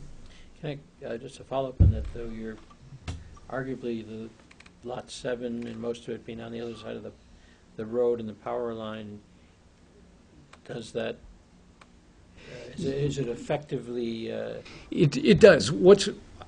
I think there's a couple of different things that go on. The nitrogen loading, the way that works is they look at the annual rainfall for an area, because what they always say is the solution to pollution is dilution. So you get a certain amount of nitrogen, a certain amount of rain goes on it, and it dilutes it down to a certain level. And that's how they basically came up with the 1 bedroom per 10,000 square feet of land. So we're going to be getting rainwater on this entire site that will be diluting whatever goes in for the septic system. Now, I think what you're thinking about more is like, which direction is the groundwater flowing? Right. Does the rain that comes down on this actually dilute the water that's over here? I'm not sure about that. It never even occurred to me that that might be a question. And what direction does groundwater flow here? I don't know. I'd have to do some research for that. would the road surface be pervious or impervious? No, the road itself will be impervious, it's paved road. It will have typical catch basins and leaching basins, so anything that goes onto the road will go back into the ground on the same property. So that's what we would call recharging in the same area. I think that's all I can offer on. I'd also sort of add, the reason we haven't done those calculations is because it's not a sensitive area. Yeah, And exactly. that Like- it's, Yeah. I mean, we are far under the maximum. We have Right. quite a bit of buffer. We could have how many more bedrooms? We could have, like I say, if we were just looking at the total area, up to 22 bedrooms. Yeah. And We are substantially we under have that. 16, and that 16 includes the one house Antique. that's not actually a part of the new construction. And what is the difference between a path and an ancient way? We could get probably into some gigantic legal discussion about that, but in general, there are some footpaths that go in there that appears as though people have been walking through there over time. Ancient ways are traveled tracks that people have been using for Okay, well, I maybe just- hundreds of Where they're years. going through the houses, Yeah, those are tracks that are there now, I okay, think, from people in the neighborhood that just cut go through. through the area. Those will be eliminated as time goes on. We did look at the idea of incorporating some walking trails because it is such a beautiful site. And we saw that there were some existing trails and thought, at first we thought, wouldn't this be a wonderful thing to preserve? As we learned more about the site and looked at it, we realized that there was no connection. Okay. That those trails would go onto other private property, so Yep. we Doesn't make distinguish them, Yeah. yeah. Probably pre-existed the development of the area in general, the There's- ancient ones for sure. There's quite a large parcel adjacent to this that's still vacant. And so I think there's just, part of the paths lead over to that. I think they eventually get to the bike trail, but it didn't make any sense to try and develop anything because we don't have any connection legally to the bike trail. So we stayed away. The other item under the Board of Health requirements is that the Board of Health asks for a central septic system for subdivisions of more, I believe, more than 5 lots or more. And we're asking for a waiver for that. That's a local requirement. It's not a state requirement. And again, it's a cost factor in this case. More difficult to get a septic system centrally located and adequate for 5 buildings in one place. And that is also a policy perspective from Habitat, is that whenever possible, we do like to create for our homeowners as much, for lack of a better word, individual home ownership. I mean, personally, I share a septic system with my mother, and I don't like to share with my mom. Mom, don't use bleach. So it really works best to give as much unique separate ownership as we can with our families. Can I make a note on the Board of Health memo that we got and that you're addressing most of that? It does note that the Board of Health has not had an opportunity to review and comment on it, but at one point where it says the nutrient management regulations do not contain provisions for the aggregation of flows on land credit in determining ratio of sewage flow. So that's where we're asking for a variance. Right. I have not seen that memo that you have there, but if the nutrient management program allowed us to simply look at the entire parcel and use that same argument that I just gave you, then we would not need to ask for a waiver to that section of the regulation. But it doesn't allow that when you're normally doing a subdivision, so that's why we're asking. So this waiver is still pending. You guys grant the waivers as the sitting authority, is that the proper term? The Zoning Board of Appeals grants all of those waivers.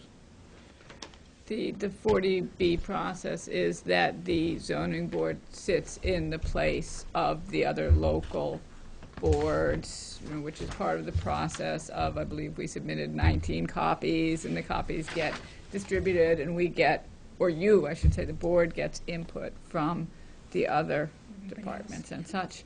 And we did have the site plan review. We did. We had the preliminary site plan review, and like I say, I have not seen that particular response from the Board of Health. Well, the Board of Health says it has not had the opportunity to review and comment on your request. Well, the point is, we make the request to the zoning board. We don't make the request Exactly. to the Board of Health. I know that. But we rely on these other boards for input to make a decision. Let the record reflect that on October 5th, 2012, under my signature, a memorandum went to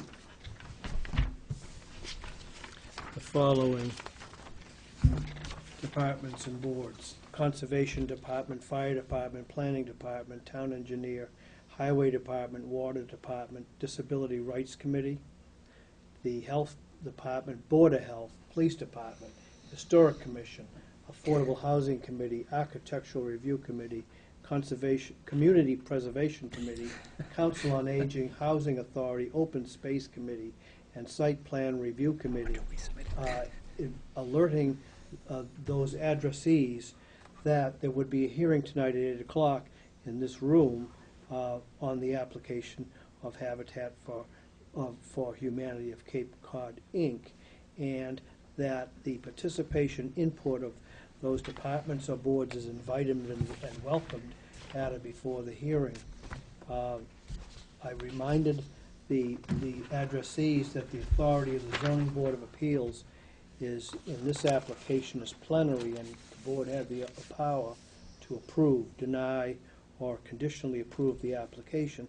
And this is an important opportunity for those addressees or boards to assess the application and be heard. I advised the recipients that any application and corresponding plans could be reviewed at the building department if they desired, and to return any comments by Monday, October 15th, 2012. And I used a short version for their reply. And if they had any questions, to contact the board secretary, or providing the phone number and email address of the board secretary. I have received, and as part of the record, are a letter dated October 17th, 2012, to the Zoning Board of Appeals from the health agent of the town of Orleans. Apparently, Mr. Brady, you haven't received this. No, this is the first time I got this, yeah. Very well. This with remarks, not all of which, this was in an envelope which I received tonight and have distributed to the members of the zoning board. I also have received a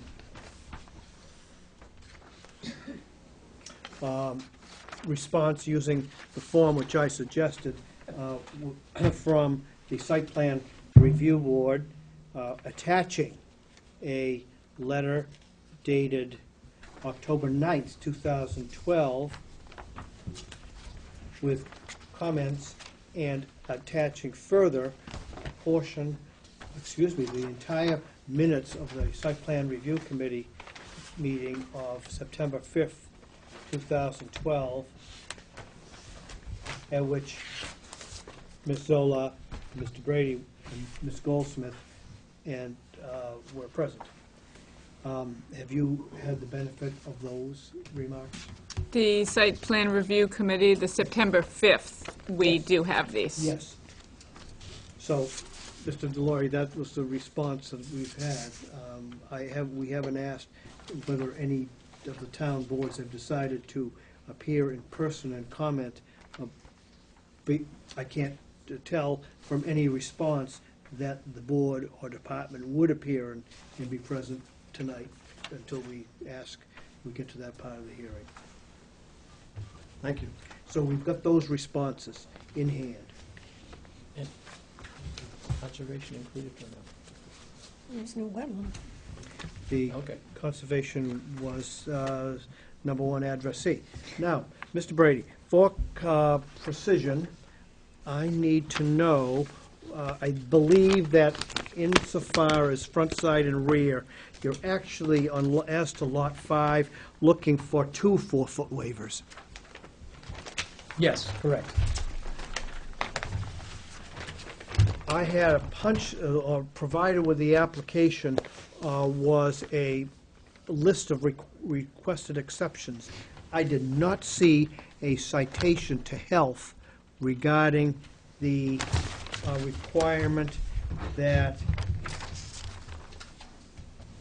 their area of a lot must be 10,000 square feet per bedroom. So I need a citation for that. The section, their second one, section 185.108.A. Fourth bullet Yeah, down. that's the same, That's the same thing. that's the same section, yeah. All right. Yeah, different, 1 bedroom per 10,000 square feet, or 4 bedrooms for 40,000 square feet is the same discussion. Very Same well. rate. Now, is there any now, I realize that under the subdivision rules of the town code, that in section 192, that there's some requirements, they're ministerial waivers. Are there any exceptions that you're asking for from this board in connection with the comprehensive permit? Anything Other than what's on Other there? than is listed here? I don't believe so. Okay, I think everything is listed. all right. Then we have this list, and we have That's the correct. chart that you've included Correct. in, right? Okay. Ask a Thank question. When you were going through your review, you were I think going down the list on the large sheets, and you made reference to the building line, Yeah, and is that distinguished from front yard setback, or yes, I don't know if I, maybe I'm not up on the code? to, yeah, it's kind of it's one of those awkward things. If you have a cul-de-sac, you put a normal line through the middle of the frontage of the cul-de-sac. So that means a line from the center of the circle through the center of the frontage. And then a line 90 degrees to that needs to be, that's the building line. And that needs to be the what is it, 100? It's Well, required he's to the be 100, engineer. it's required to be 120 feet wide at the building line. So yeah, you have to look at that definition for a couple of minutes to figure out exactly what it means.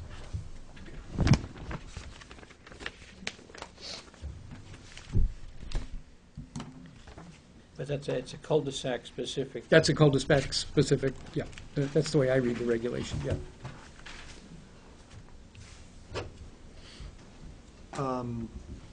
What would be, what would it take to put in nitrogen removing equipment on your proposal of the separate? You could do, there are individual, what they call innovative or alternative treatment systems that can be applied to septic systems for 2, 3, 4 bedrooms. They're basically prepackaged miniature sewage treatment plants. In general, it's about a $10,000 item to install. And forever, it has about $1,000 a year maintenance, adjustment, testing, cleaning, that sort of thing. But there are several kinds of systems available that will do that. And at our level of affordability, the $1,000 a year really truly changes the affordability dynamics. In addition, those systems do add some very important maintenance requirements and responsibilities, and it's in affordable housing, and I should be careful because I don't want to speak to Habitat, because I've only been at Habitat since January, but I've been in affordable housing for about 12 years now, and we very much, in the past, I have very much discouraged IA systems for affordable home ownership because of the added cost burden and the difficulty if they're not maintained. And the harm, and it's actually worse, is my understanding, to have an IA system and not maintain it correctly than to have a traditional system. It can be, yeah. So, Normally, as I mentioned earlier, normally they would be used in an area with wells. You've got drinking water nearby. Orleans actually made their 1 bedroom per 10,000 square feet regulation so that they would have an overall count of how many bedrooms would be existing in the town. And that was part of their planning for future sewage treatment. How big a treatment plant are we going to need, or how many plants are we going to need, however we're going to handle that. So that was the purpose for that 1 bedroom per 10,000, or 4 bedrooms per 40,000 square feet is what the regulation actually says. Other than in areas of town where there's town wells, or where you're in the watershed of the wells, sometimes when you're near wetlands, that might also be an issue. But here, again, we meet it for the entire site, not for the individual. And the risk of nitrogen here is not that great because there's no wells, there's no wetlands nearby, there's no uptake issues. How does the cost, Sorry. excuse me, how does the cost of the separate systems compare with a aggregate? If we put in one large system? Yeah, nitrogen removal. You know, I don't have a rule of thumb for that because there's so few shared systems. I don't have a good number for that right now. I've done some much larger systems where you have a whole sewage treatment plant. In this case, you'd have a system for 16 bedrooms in effect. Whether it would be 6 times the individual, I'm not sure. I don't have a gut feeling for that. Would siting of it be an issue, given that you're really looking at a vertical or a linear?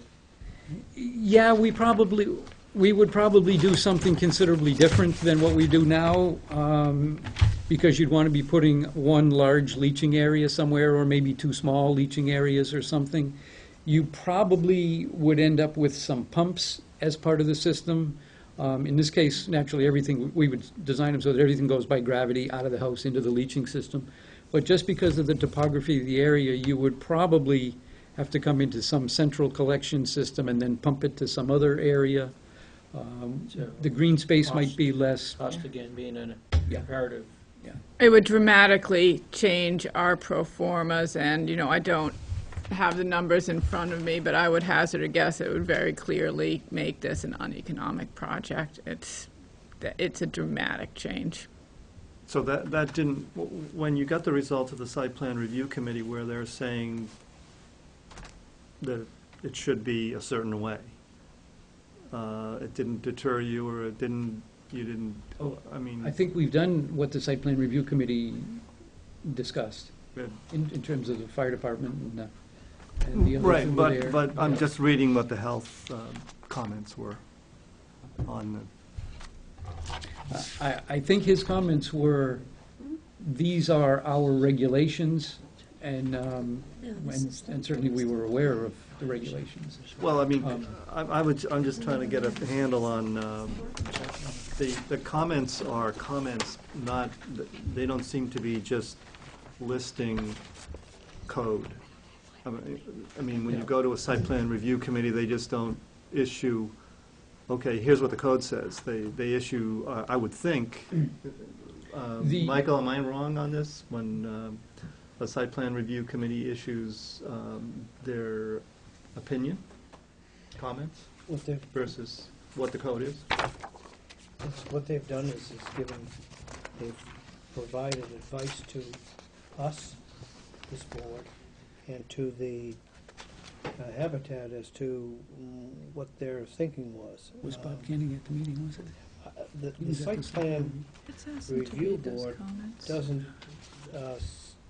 contain any references to the town code, so they're not plugged in the way I read this, and probably the way you do too, to any necessity for waivers.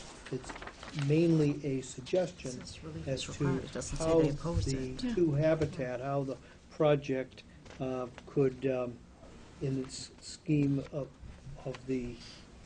things, satisfy the public good in the town of Orleans. I would point out that when you're at the site plan review committee, depending on which department you're talking with, you might get recommendations or insight as to what the department is looking for. Bob Canning, in general, he lets you know what the regulation is. He normally leaves it to the Board of Health to make their recommendations if they're going to have something other than what's proposed or what the regulations require. So we didn't, I don't believe we got any indication at site plan review as to what the Board of Health would or would not do. Now, the Board of Health approached the problem, or our request of the Board of Health, in a much more definite way. Actually cited 3 sections, one of which is general requirements, but the 2 sections in which Habitat is looking and seeking a waiver, quoting the section, and then commenting upon the variance and noting whether or not, if the applicant had been required to appear before the Board of Health, what the Board of Health would be required to address, not how it would be decided, which is fair. Yes, I understand that. I was just reading, So I can I was just reading what health commented on this document here. Which is sort of the same thing as it's saying here, but in different ways. Yeah, I think that they did point out, or at the site plan review, and I believe here in the notes, it's a little hard to read, they're saying that a variance would be required to various sections of their regulations, which we're asking for. But I don't believe there was any indication that there was approval or disapproval. I think it No. was just a Right. statement that a variance would be needed, which is what we've requested as a variance, or the waiver, I should say. No, neither of the communications from the approve or disapprove. And I suppose that actually is consistent with advisory versus Yes, yes, action. I appreciate that. Yeah, I see that as an advisory, Yes, definitely. yes. I think I solicited whether they, I did, I solicited a statement of whether the board or department was in support. No one determined that. They were much more clinical and objective. Although I appreciate your comments on the nitrogen removing equipment.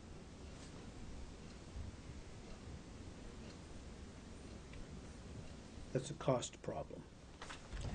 And again, I should say, not just a cost problem, but in working with our experts, it was deemed to be a step that wasn't necessary to protect. Right. My opinion would be the environmental protection is already there in that the total lot area is sufficient for the total number of bedrooms that are going on that site. More than sufficient. More than As well as the surrounding Yeah. area not being, Yeah, and we don't even take that into consideration because we don't have any control over that. Somebody comes in next week and develops those lots. That's up to I them. was thinking about, what I said before about bodies of water and things like that. Oh, yeah, right. There's no nearby sensitive receptors. Exactly. Yeah. Thank you. Couldn't think of that word. What type of landscaping plans? Is there just gonna be like minimal grass or natural vegetation? Habitat Fertilizer does like to keep our landscaping, natural, indigenous, especially with such a beautiful site. The concept with the site plan was to disturb as small amount as possible to maintain that grove of trees.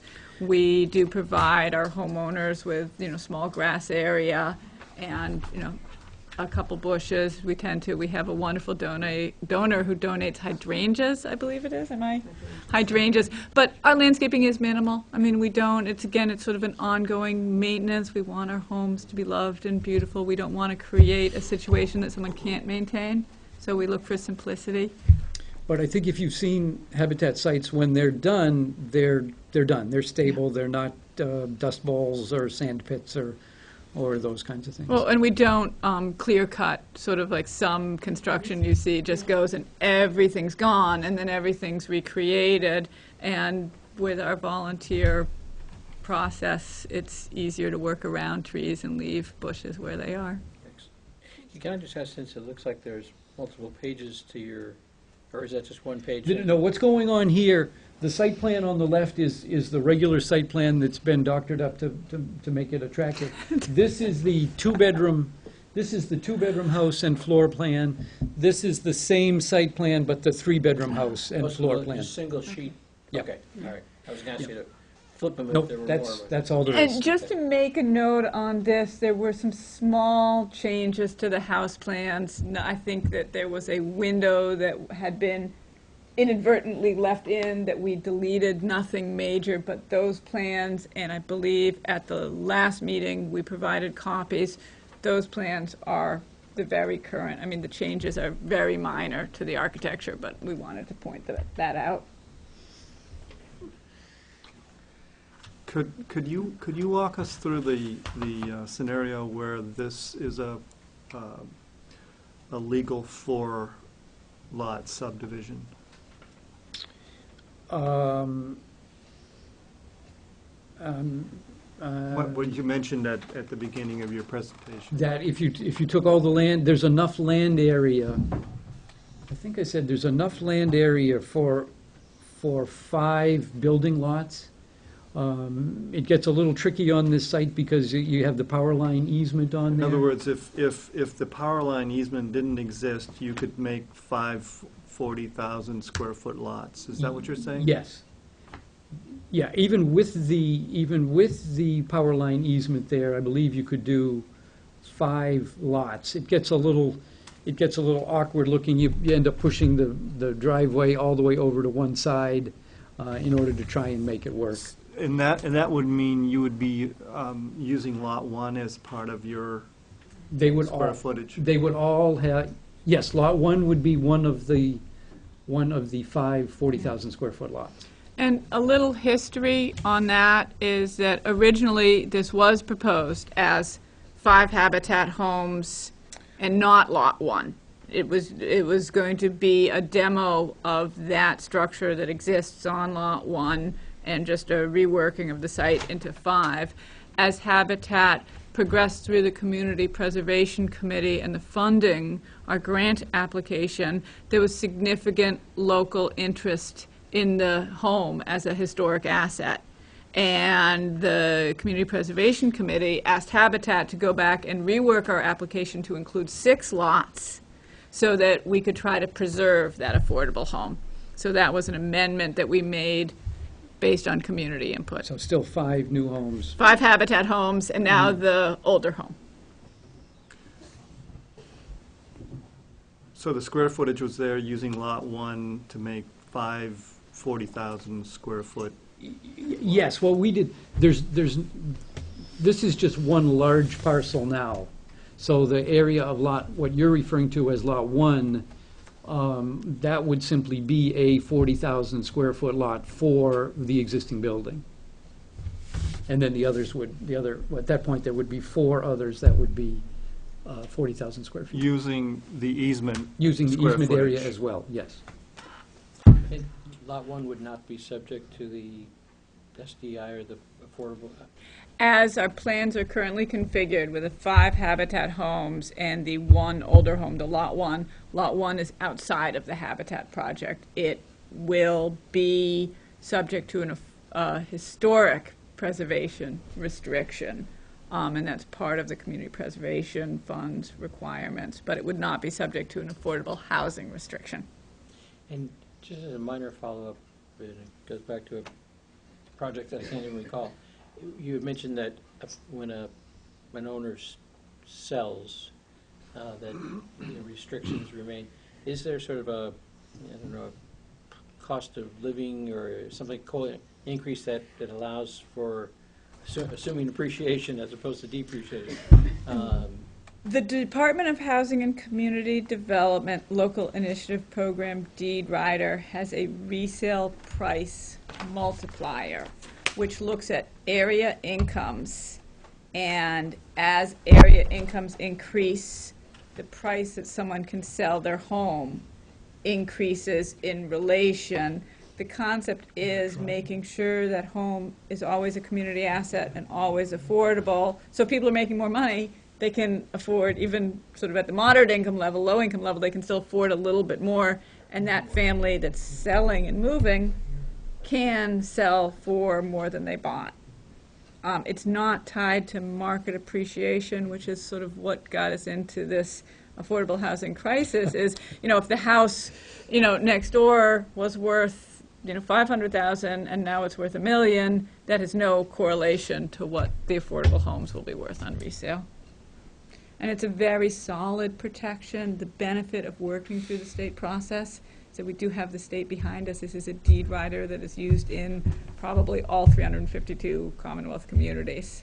And the state is part of that, so we have their strength.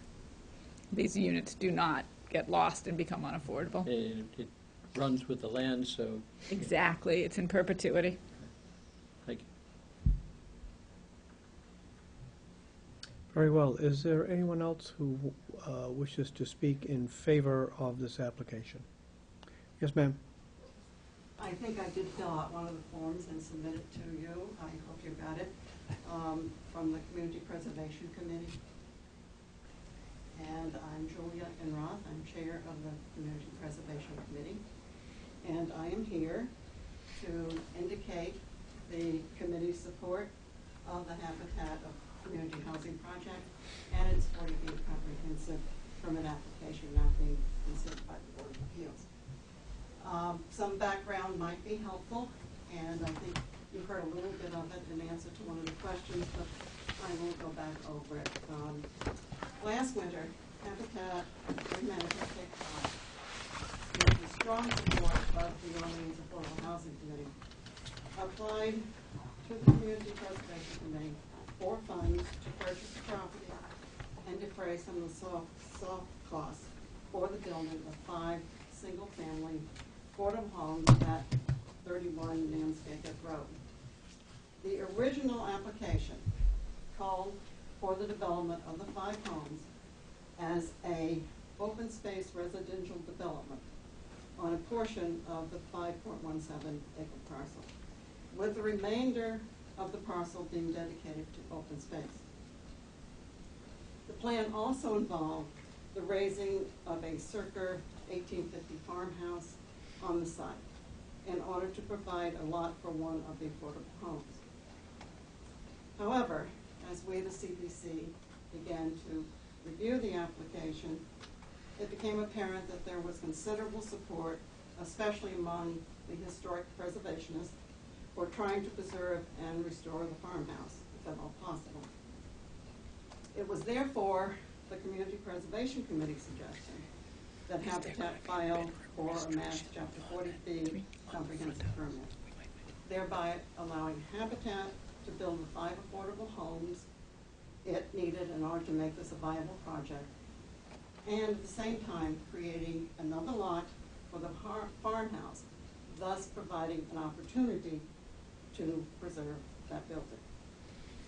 Habitat agreed to the suggestion, and town meeting voted to fund, with community preservation monies, the property purchase and soft costs as recommended by the Community Preservation Committee. The Community Preservation Committee sees this as a rare opportunity to combine in one project the 3 primary areas of focus for community preservation. Those areas being community housing, open space, and historic preservation. And we feel that the Habitat project, as envisioned in this application, will be a real asset to the Nantucket neighborhood and to the town of Orleans. Thank you, Ms. Enroth. Sir? I'm John Holt. I'm the chair of the Affordable Housing Committee here, and this project came originally out of our committee. We spent a year researching what would be the best way to get affordable housing into the town of Orleans. We talked to Paul Rosinskis, Bob Murray, of course, Habitat, and several other organizations. And what we found was, after looking very carefully at every choice, was that we got more bang for the buck out of this project. We got no trailing cost for the town, like maintenance or reselling or anything like that. Habitat does everything. All we did was put the money in to buy the land. We got to work with a organization that is run like a business. It's organized, it's planned, it's scheduled. They have great leadership. We worked with them for a good while now, and they're extremely impressive. They have the support of the town. They have the support of the churches. There's almost no blowback. I'm not saying there won't be blowback. There's always blowback to affordable housing, but it minimizes blowback. And they have financing, which is very important in this time, to get financing for these people. And they have their own financing. They have a few intangibles, and I noticed them particularly in the Nickerson Road project when I went for the dedication of that. And those intangibles are purpose, sense of mission. It was a wonderful day to be there. I wish some of you could have been there. The young woman who got the house was a terrific young woman. She had a daughter. They had put like 400 hours of work into that house. These were extremely deserving people. They were not somehow different than us. They're exactly the same as us. They're young, We've got children, they bring vitality and energy and needed skills into our town. The Affordable Housing Committee backs this 100%, as did CPC, as did the Finance Committee, as did the Selectmen, as did the town meeting, unanimous. Thank you. Mr. Chair, can I ask a question? Yes. Just that it emanated from the comments about would the unnamed street, road, whatever we call it, become a public way? Is that the ultimate intention, or? In general, I mean, if the town wanted that, we'd be happy. But I must say, in general, towns do not want more responsibilities, and that is part of what, as John said, Habitat offers, is we have our model and we work with the town to make it as easy as possible for the town to provide housing for its citizens. It would be a private way, and you can put that in your conditions of the comprehensive permit, that it will always remain private. That's a common condition. So you'll be shoveling your own snow, as they say. We do, yes, we will be. Thank you. Mr. Holt, thank you for your gracious and helpful remarks. Can you give us an idea, if the application is approved and the comprehensive permit issues, to what extent will the percentage of that Orleans is short on the 10% benchmark be increased? I can't, but I can get you that information, but George Missouri. I think right now we're at 9%, and I think it might add another percentage point or 0.5%. It wouldn't put us over the top. Is there anyone else wishing to speak in favor of the application for a comprehensive permit? I must state that I want to correct my earlier remark. I also have a communication from the Water Department dated October 10th, 2012, stating that the Water Department issues were dealt with through the Site Plan Review Committee. I also have a communication from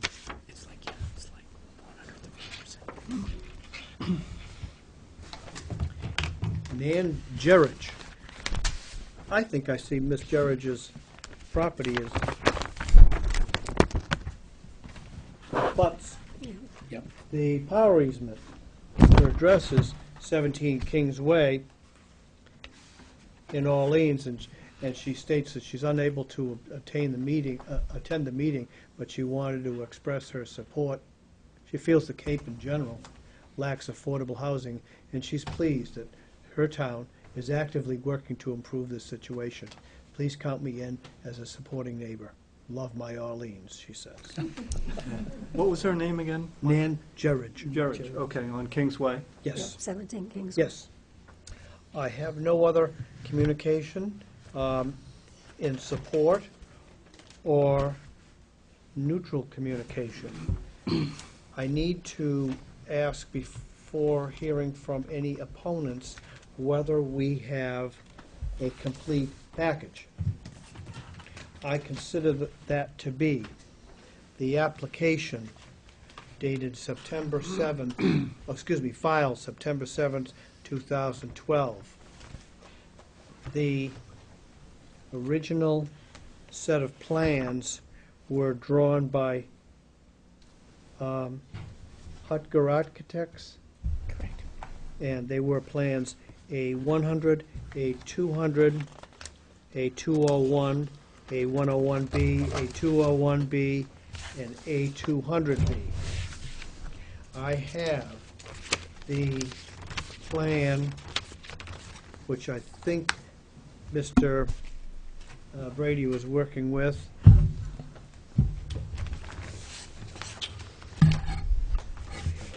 Several times, which is site plan showing proposed subdivision, by East Cape Engineering, Inc., Civil Engineers, dated August 22, 2012, revised September 7, 2012. Yeah, and that's 2 sheets. 2 sheets. Yep. I have the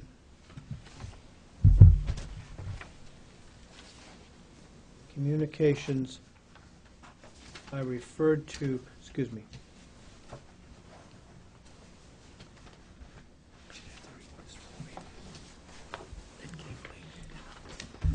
In the file appears to be, application, I believe. After the application. Maybe it didn't.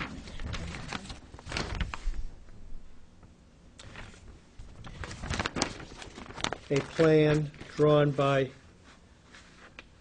Hutger Architects for a 3-bedroom house. That appears to be the plan which is shown over there. And this plan must be the plan for a 2-bedroom house. The correspondence from this board to the town boards, the response of the health agent, the response of the site plan review committee, the response of the water department. Are there any other documents? Anything from the fire department?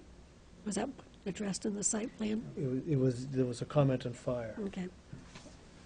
Are there any other documents that you feel are pertinent to this board's consideration?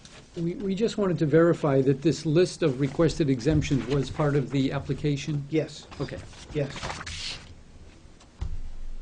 Yes, ma'am. Ms. Enroth. I don't know if it matters, but I did fill out that short form and put it in the Board of Appeals mailbox, saying that I would be here and that the committee did support. Well, we appreciate you being here and giving and making a statement on behalf of your group, but I didn't see a communication though. I'm grieved. I'm kind of aggrieved by that. But well, you're welcome to. We welcomed your comments. Let's see. I put it in the Board of Appeals mailbox in the. Or Sandy Could be may that have Sandy it. has it. Yeah. And so it's all on the record and will be part of the record of the case. Are there any persons wishing to object to the permit? Gary Childs, 21 Namscapin. Sir, can you tell me your name again? Gary Childs, 21 Namscapin. Thank you, On sir. the so-called vacant adjacent lot.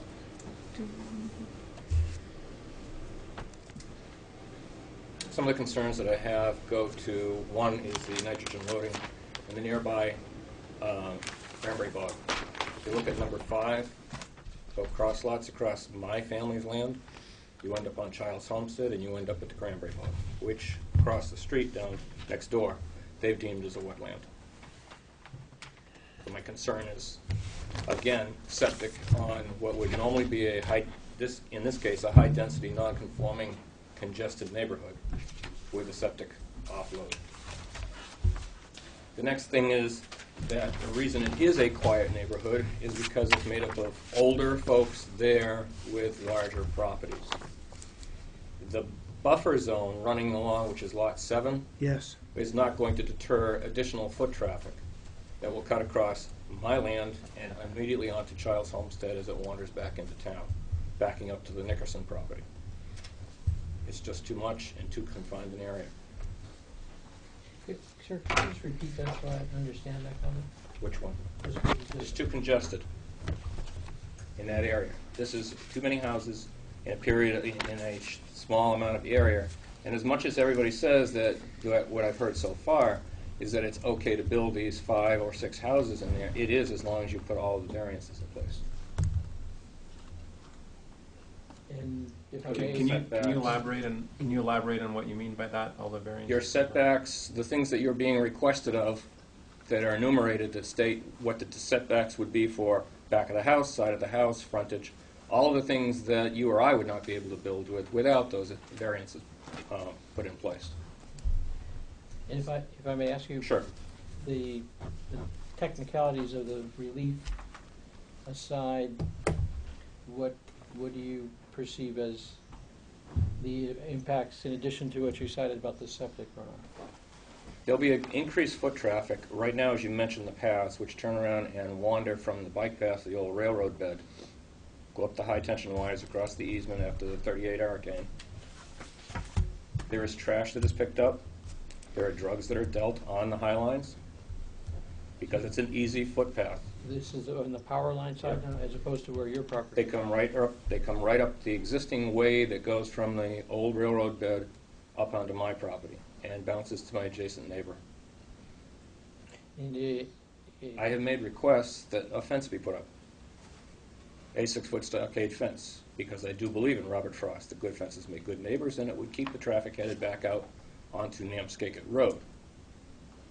On the driveway, I won't call it a road, it's a large driveway that goes into the houses. the foot traffic you're saying would actually go right through these houses? It's going to end up at the last lot, and it's going to go down the high-tension wires headed for the bike path. If not, that'll cut cross lots across my area and go directly out to Child's Homestead along the bog. Can you show me on this what you're referring to, please? This might help all of you up here. This is a map that puts it all in consideration. That kind of shows where the lot is.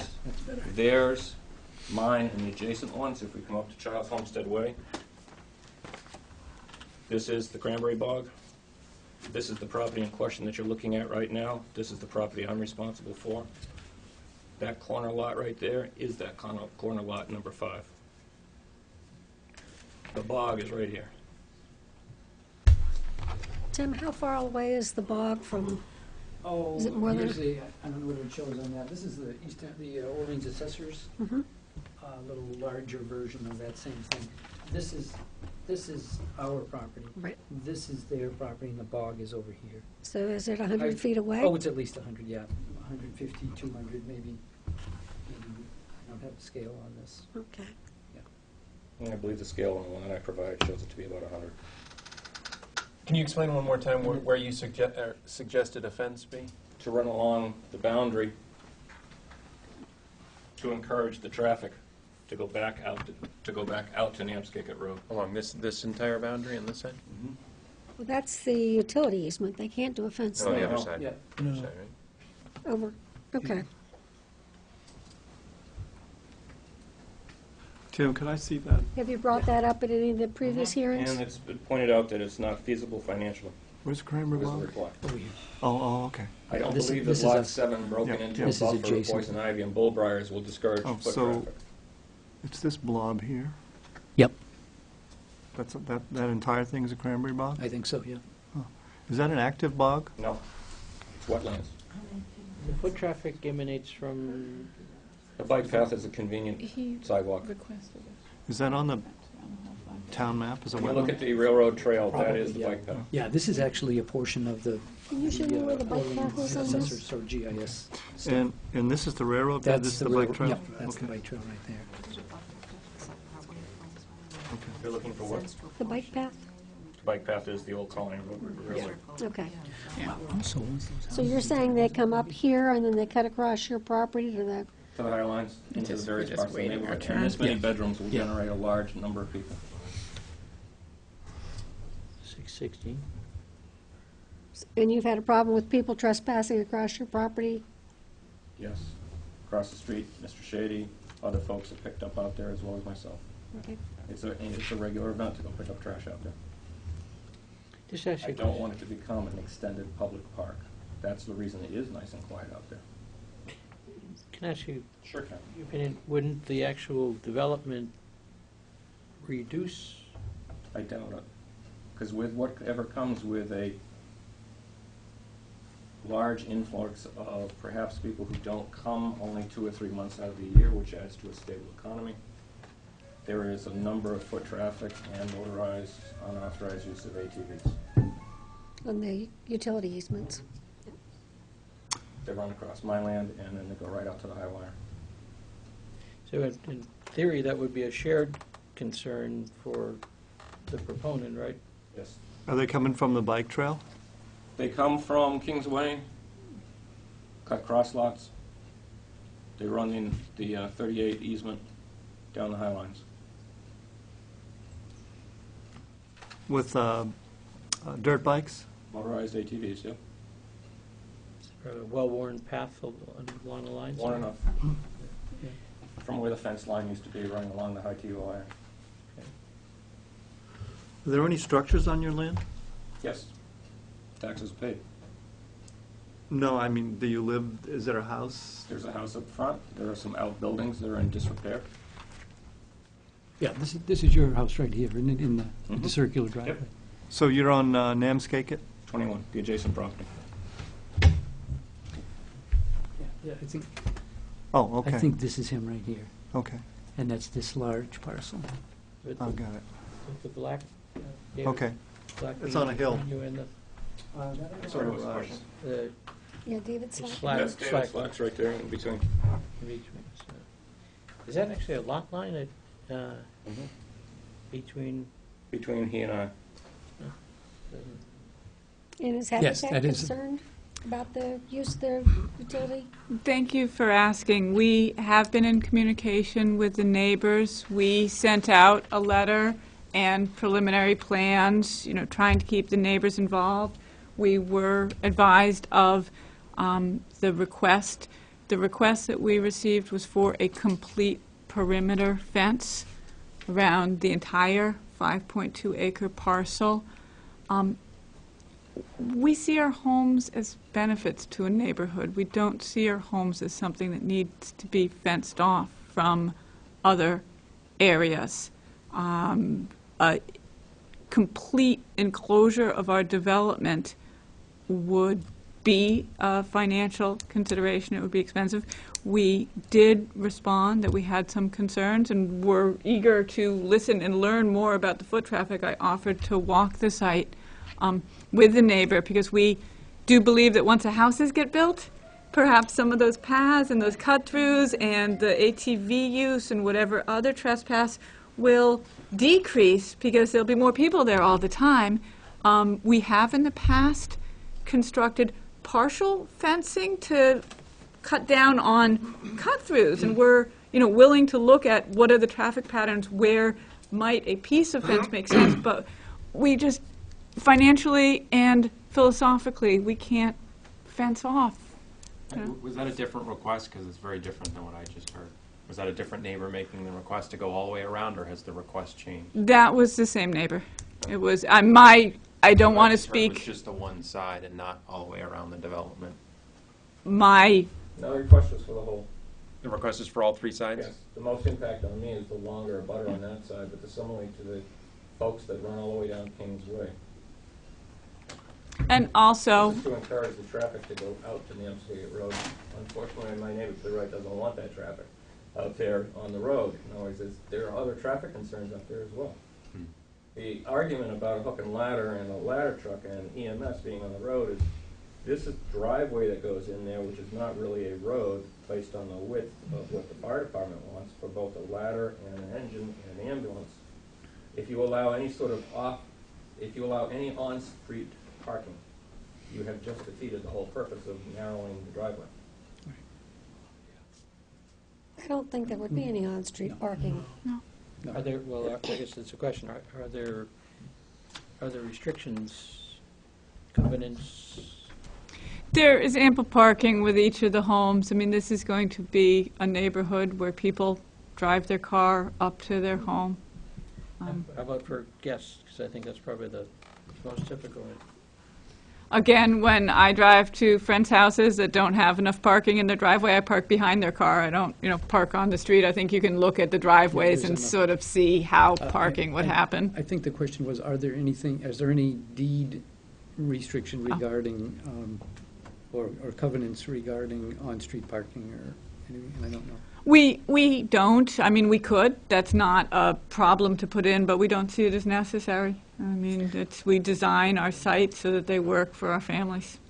No, I understand, and I think it was a reasonable question about the impact on emergency vehicles if do you have on-street parking? We are happy to put that in. Again, I should check with Vicki. My understanding is we have a small agreement to deal with maintenance of the road, because it's a private road. There'd be a small homeowners association. Make it a conditional. And, yeah, and we could definitely put that in if that's the request of the board. I mean, it's obviously, that doesn't affect the neighbors per se, but it does raise a reasonable comment about Yeah. what happens if there's a fire at lot 6 and there's cars parked along a... I would point out, again, when we talked about the width of the road, 18 feet, and I don't have the zoning in front of me, 18 feet is what's required for a 5 to 10 lot subdivision. We're asking for 16. If you have less than 5 lots, your zoning either requires 16 or 14, and I don't have that in front of me, but we're only asking for the width waiver because of 1 lot. If this was a 4-lot subdivision, we would not be asking for that waiver. And again, for this particular site, low traffic, there may be, Kings Way has got a lot of houses on it, but we're only talking 5 additional houses. I'd also like to sort of go back to the history of 40B and what the tool is envisioned to work to, which is to alleviate some of the impediments to creating housing. I mean, the concept of asking for waivers is exactly what 40B is about.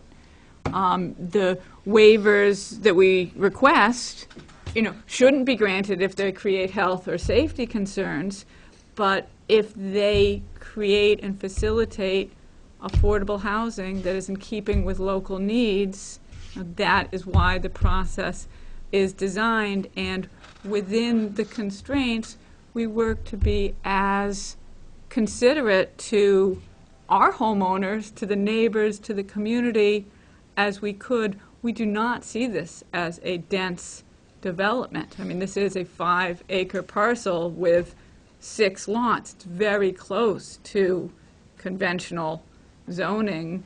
The waivers onto the septic system, again, we have not maxed out what we could be doing with bedrooms. It's very sensitive to the area, and at the same time trying to be sensitive to our homeowners, trying to balance that. And that's what the granting of the waivers and the working process is about. So we would respectfully request that our waivers be considered, and understand that we put a lot of thought into what we felt were appropriate waivers. And in theory, could be proposing multifamily housing Oh. under 40B? I mean, we could put an innovative alternative system in there, and who knows how many bedrooms we could get, increase, yeah. and how many stories, and I mean, there's one Yeah. of the pieces that Habitat does when we look at a site, the very first thing I do from the land acquisition and permitting perspective is I look at a continuum. What could that site hold under existing zoning without the tool of 40B? What is a maximum that site could hold, health and safety? And then I look at pieces in the middle. What does a neighborhood look like nearby, right adjacent to it? What are the community needs? What is Habitat's obligation as a nonprofit to our communities? And it's all a compromise and a moving puzzle, and we really feel we've been very respectful of the site, and we are looking forward to this build, and, truthfully, we are hoping for an approval tonight. Yeah, can I just ask, is there a role for Brian, the building commissioner, and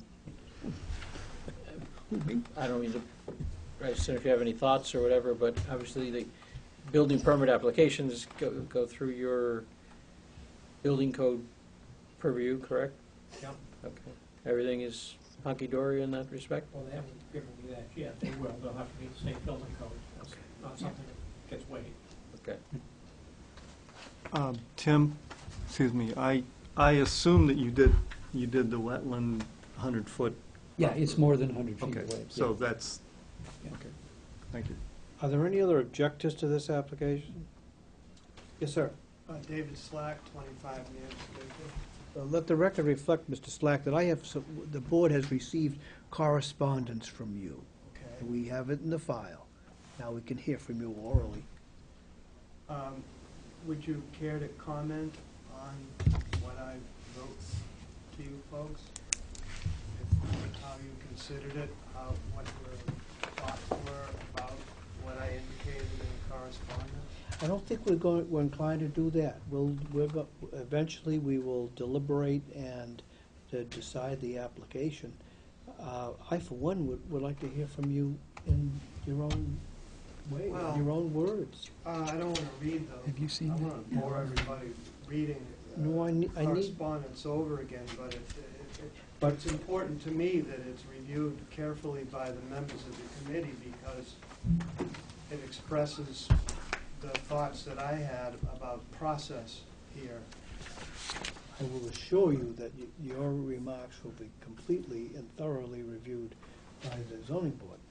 I'm mainly concerned, at least speaking for myself, with the key issues and whether there are any, is there any compromise, mediation, or way to conditions which would satisfy and remove any objections that you might have.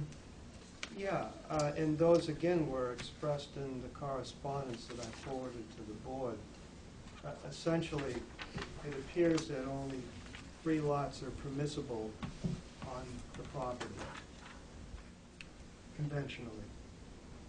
It was presented as 5. Yes, sir. So, then 40B was invoked because of the historical house. So, it would seem to me that the 3 houses are a given, and that 40B was approved for the historical house by the Board of Selectmen, Preservation Committee, and also town meeting. So that's result would also be included. So you're talking, it seems like 4 houses. I also have concerns about the septic systems because they are so concentrated in one place. I can't speak for Nauset Estuary, but I can say in Pleasant Bay that, we had this new inlet that made this wonderful big delta of flow through the bay and has cleaned it out considerably in the last several years. But now we're seeing a backsliding because of the sanding into that inlet. We're seeing less tide being moved. It's Cooley has found that that's the case. So any more nitrogen flowing into that bay is something that it does not need. And I'm already seeing more algae in the bay too. I like the idea of the fence. Every fall I bring home oyster gear and it's going to get parked back there and it's going to be unsightly and smelly for a while, and that's just the way it'll be. I also don't see how you can possibly do site work on a 16 or 18,000 foot lot without pretty well clearing the trees off of it. So I would take issue with that aspect of the presentation. But primarily, my concern is with process, and that the idea of variances, it seems to me, all the rules and bylaws this town has put in over, since its inception over 150 years or whatever it is, they were put there for a reason, and I don't think they should be lightly set aside. I guess just one reaction to that. We saw the numbers earlier. Town of Orleans is not 9% of our housing units count towards the count. This project will move the needle ever so slightly from 9 to rounding up 9.2%. So unfortunately, we as a community, we as a board, are susceptible to the state-imposed 40B process until we get that needle all the way to 10%. So I can appreciate what you're saying, but unfortunately, the process, the 40B process comes down from the state and sort of usurps the normal process through the town piece. So someday, hopefully, we'll be there and have that many more units I in town. recognize that, Mr. Cole. At the same time, there's other considerations as well.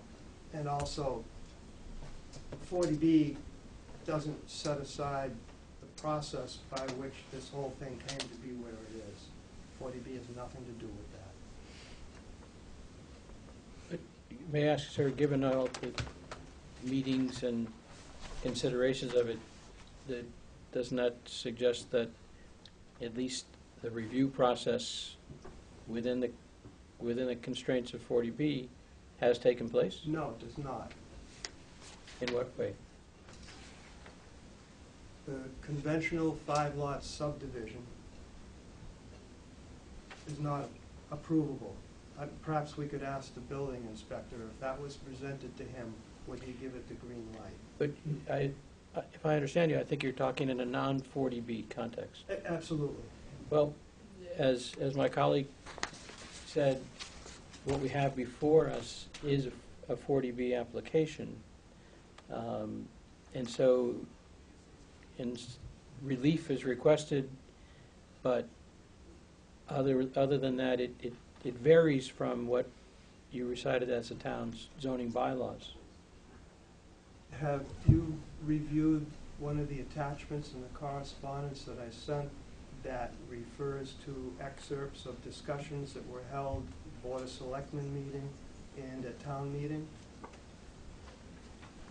But they didn't affect the outcomes of those deliberations, if I'm correct. It was, well, it set the basis, it defines the process, it defines the entity that is under discussion.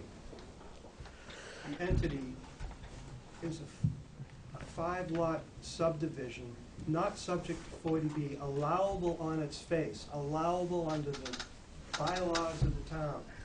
40B being invoked only for the historical house. I didn't hear that as part of the background, so maybe we should clarify that. Well, it's on CDs. I have it at home in the excerpts. You folks have it here. I think there's a little confusion with this property owner adjacent. The entire project is being presented as a 40B, and I think the application is pretty clear on that. It may be that it came to be a 40B project in order to get the historical house into the project, but the entire project is subject to 40B.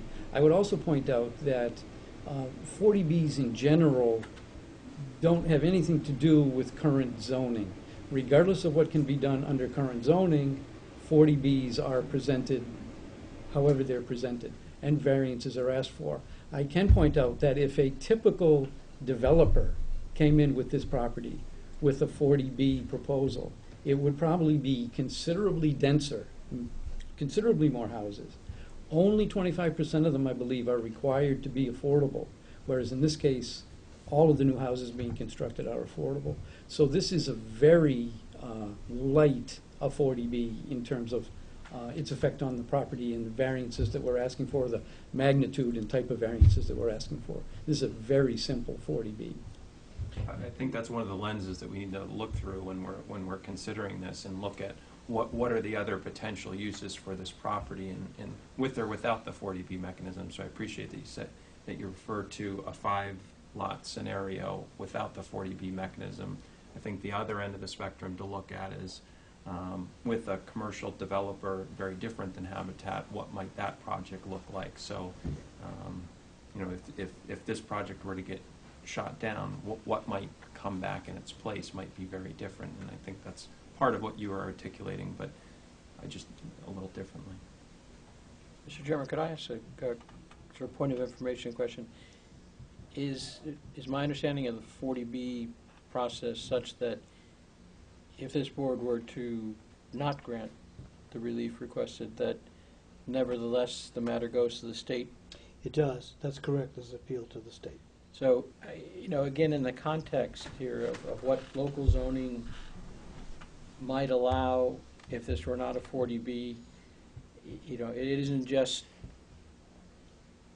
setting aside, if you will, or altering the considerations of local zoning. It is the fact that this is a process ultimately governed by state laws and regulations that grants one agency at the local level a review and request for relief. But, you know, we could say no, and this entire project will go to the state for a superseding approval or review. Well, I don't know if that helps, but in closing, I would just say that the town approved conventional 5-lot subdivision. 40B being invoked only for the historical house. That's what the town voted on, that's what it approved, that's what they get. And a 5-lot conventional subdivision is not allowable. Well, you know, some of your description concerning whatever happened over the past couple of years with the town or any of its boards or committees concerning this parcel isn't really germane or relevant to this hearing. I went through great pains to describe exactly what this board was going to consider, besides the testimony we heard tonight. And none of that included whatever approvals discussions were before town meeting or the Board of Selectmen. We're completely ignorant of that and has no bearing on this application, Mr. Slack. We're very sensitive to everything you've said in objecting to this project on the basis of density and the provision for septic, for example, among other reasons, and to the objections of Mr. Childs for those reasons and others. But what has led up to any other discussions before this particular hearing aren't really important, and this board is not bound by any of that.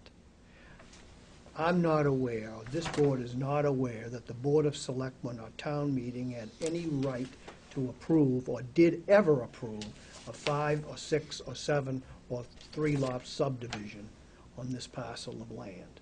What's before this board now is whether or not this application is appropriate for a comprehensive permit under Chapter 40B. In that respect, I suggest to you that if you had any questions, and Mr. Cole was quite articulate and eloquent in describing to you how Chapter 40B works and how there's a delicate balance between the development and so that affordable housing comes to a community in proper percentages. We're also concerned with something that's over and above Chapter 40B, and that is that people make good neighbors. Maybe it takes a fence, maybe it takes people mingling together, an eclectic group. Orleans is a proud community and is it's filled with eclectic and interesting people.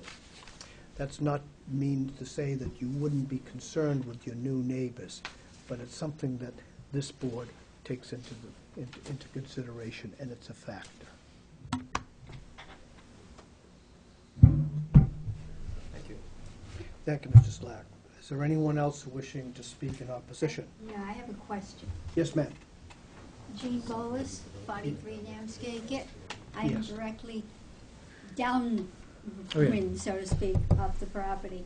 And my question is basically, and because I'm ignorant in of such things, is the effect of 5, 6 septic systems in a relatively close area, and I think probably this gentleman would be the one to answer it. Is that going to, depending upon the way that the groundwater flows, or is it going to be, and I'm aware of a fact of my basement has flooded on occasion.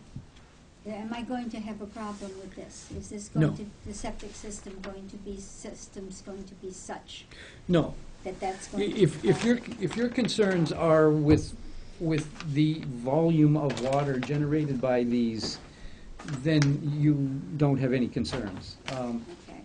Leaching systems are designed, they have to be impervious soils, the water in general goes down. There is some clay in this area that traps water, Right. and that may be why you have water in your basement on occasion. But I would say these septic systems will have absolutely no effect on your property.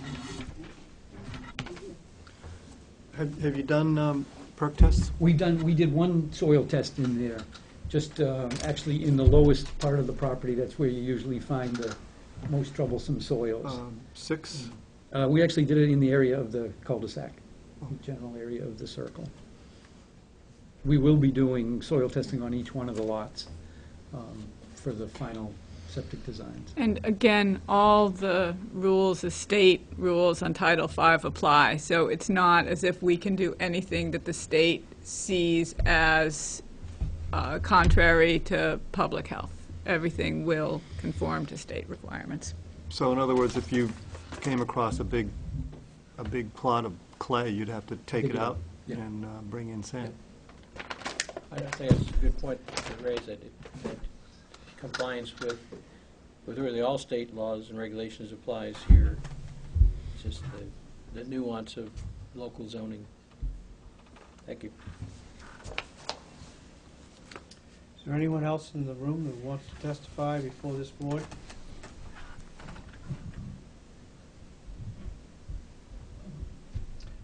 For the applicant, you can have the last word if you wish, although you've responded periodically to questions of the board and the people in the room. Do you have anything else you wish to say?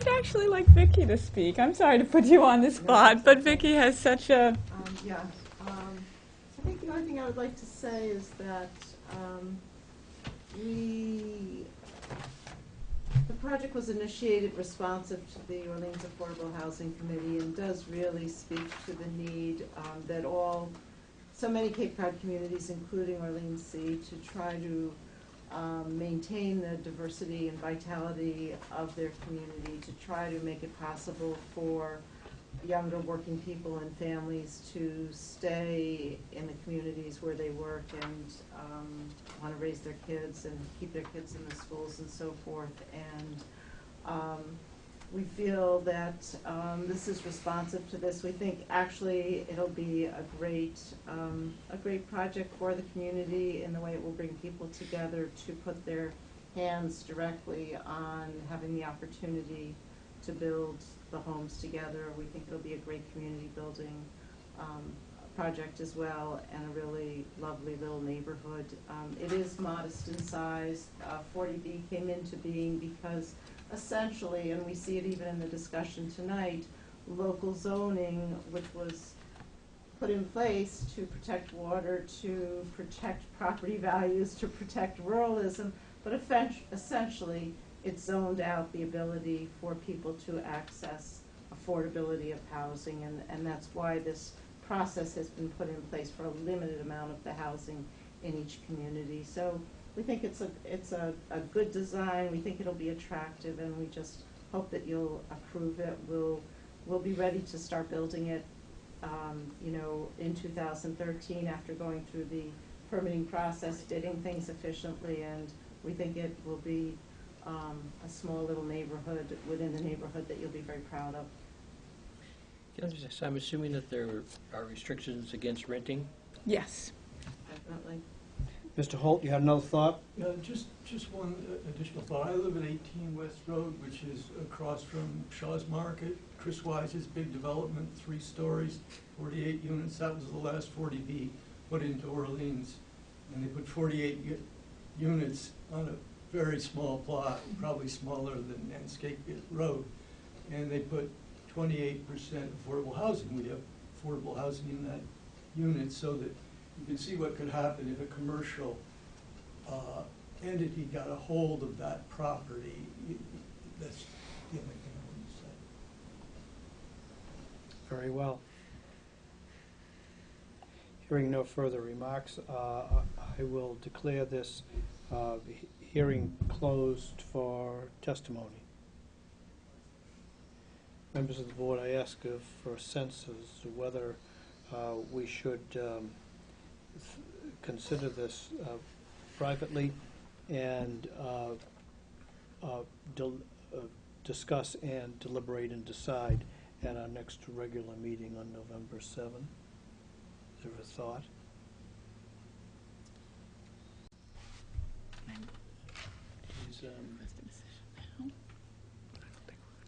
Are there any open issues that would arguably preclude action tonight? I can't consider it, I can't conceive of that, but on the other hand, I want the deliberations to be complete. I'm prepared to proceed. I'll ask just for the sense of the board. I was concerned about the Board of Health letter, but the fact that state requirements still come into effect, I guess I feel okay with that. And I think everybody else has weighed in. I don't see a need to do private deliberation. I didn't mean private, I meant Individual, sorry. individual considerations, so we can all talk together. Then in that case, I got scared for a minute too. then in that case, we will proceed. Mr. McCarthy, your thoughts on the application? I think that the totality of the presentation and the underlying objectives, philosophical and socioeconomic, if you will, and all the considerations that have gone into the site development, site proposal, and in consideration of the comments in opposition,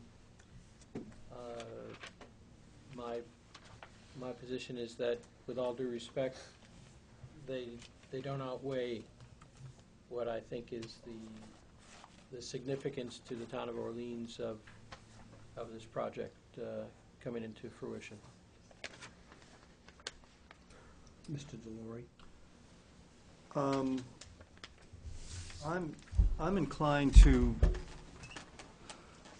think positively regarding the impact to the neighbors, that if there were more activity here there of residents that aren't renters, that have a real stake in their property, that perhaps the composition of what goes on around here would change for the better.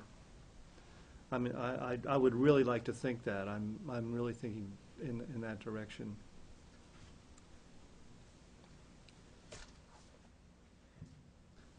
That's Ms. McCartney? I think they've really laid it out well to take care of concerns of a lot of the neighbors. I was unaware about the path, people cutting through, and the drugs and all of that. I think if they could sort of put out there, if there's a need for fencing of 200 feet to block off the path coming into the odd shaped here to keep people coming out, or on the back of the Slack property if, his fishing gear is going to, bother anybody. But I mean, maybe do something across there. But I think the houses laid out on the path are going to eliminate a lot of that. So I think they've been very thoughtful in the way it's laid out, and my sister needs affordable housing, so I'm for it. Mr. Cole? So I think I overheard a comment, and maybe I misinterpreted, but a comment earlier that was, geez, would the board members want this in their neighborhood? And on the property that I grew up on in Eastham, directly abutting it, there was a 40B that went in, and the negative aspects that you think of did not come true, and it was a more dense arrangement than this. So I think that the densities could have been a lot higher. It could have been a lot different plan, especially with a commercial developer have their hands on it. the property that I live on now in town here, one of the direct abutters is on a lot of about this size with a house of about that size. And with natural buffers, it works. The biggest benefit to this plan, I think, is the open space that is labeled as Lot 7. So I think that buffer is a huge benefit to this plan that doesn't have to be there, that again carries around to the other side. So I think our position here isn't to mend fences or make fences and leave that to the neighbors to work out, and I think that's important going forward, to be good neighbors to one another. But I think overall the plan and what we're tasked with, the plan works, and I'd certainly be in favor of it. I certainly feel like up here, the 40B process puts one arm behind our back, and to a certain degree that's a benefit to the process and part of it. So if it does make you uncomfortable, you got to get out and create more affordable housing, and then the town isn't subject to that process. But I think in terms of vetting out the plan, I think we've done that, and I think the plan works. I'm generally in favor. And I think so too. I think there's a very little risk to the town or to the abutters, not even to the folks who are going to be buying these lots once they're developed. The town of Orleans, I think, and its citizens can feel great satisfaction that a blue chip group such as Habitat for Humanity has seen fit to work its way through the development of this project. And it's not for this board to remake or revise the plan to any substantial degree. But we've looked for the input. We've received the testimony of two town boards tonight who were involved, I think, at a much earlier stage in support of the project. We've solicited and received the input of other town boards, bearing in mind that the Site Plan Review Committee consisted of representatives from even more boards: the fire department, the water department, the health department. The health department has seen fit to comment on and address those considerations addressed by at least one of the abutters. Two of the abutters are concerned about, and even in response to questions from the board, we've examined the adequacy and of the septic system, the way it's designed, five separate systems rather than a central system. We realize and have considered the proximity of the unused cranberry bog. We've been educated as to the abuses and trespass that people commit, and always will commit as long as there's real estate and people that use it. I'm thinking that we may feel more comfortable that once these houses are stick-built by people who will put their sweat and hard work into that a new community of Spurs, small community, I suppose, on a cul-de-sac will develop and be proud enough and protect and not insulate themselves from the neighbors, but protect the neighbors' interests, because in doing that, you're protecting your own interests. Therefore, I am in favor of this application for a comprehensive permit. Therefore,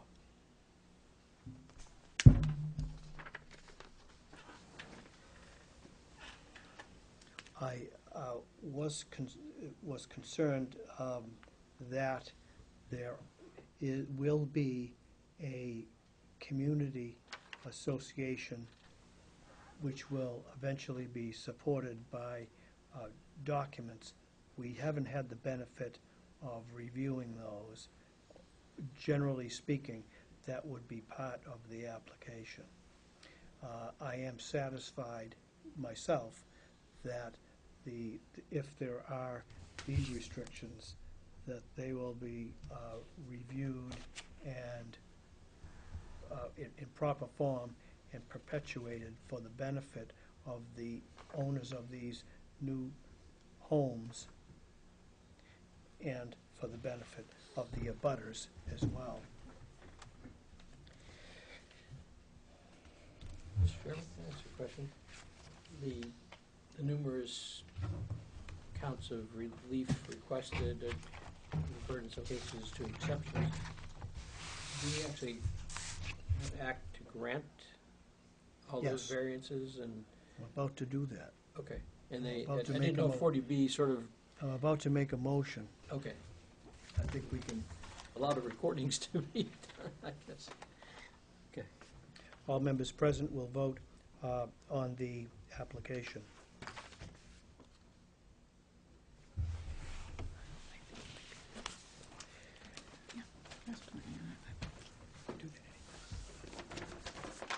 The decision will list the documents filed in connection with the application, which I had previously described.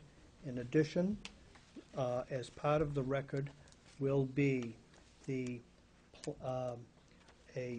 plan, multicolored plan entitled Orleans Conservation Lands Open for Public Use, which I have marked as Exhibit 1, provided to me by Mr. Childs. And in addition, an additional document is a letter from David and Chico Slack dated September 26, 2012, with 3 attachments and a supplemental letter addressed to the Orleans Zoning Board of Appeals dated September 28, 2012, with an additional site plan for the then previous, drawn for the then previous owner dated April 14, 2009. Those will be additional documents. I move that the application be of Habitat for Humanity of Cape Cod, Inc. be granted, for a comprehensive permit be granted with waivers and conditions as follows, because the project is consistent with local needs. I move that the board find that the applicant is a Massachusetts 501c3 nonprofit corporation and is the local affiliate of Habitat for Humanity International. 2, Orleans does not meet the minimum threshold for low and moderate housing contained in General Laws, Chapter 40B. The testimony and the documents filed in connection with the application establish that the project will further the town's goal stated in the Orleans Comprehensive Plan to raise its affordable housing stock to 10% of all year-round units by 2020.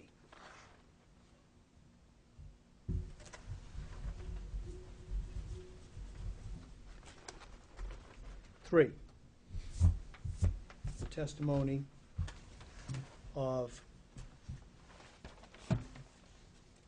the Community Preservation Committee and the Affordable Housing Committee establish that there is community support for the project.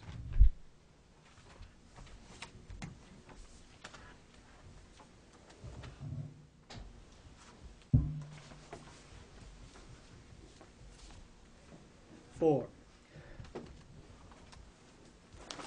all town boards and departments are invited to participate in providing testimony and input to the decision of this board.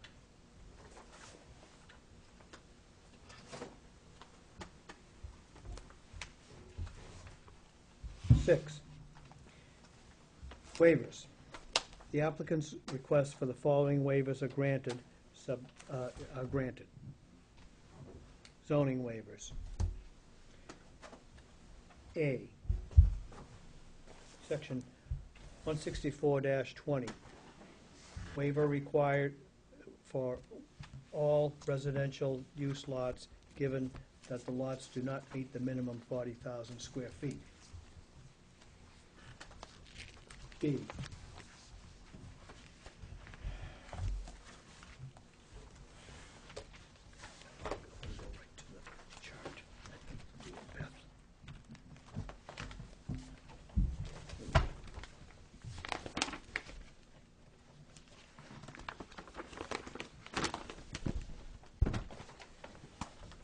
or frontage. Minimum frontage being 150 feet. Waivers are granted for lots 2 and 3. 4,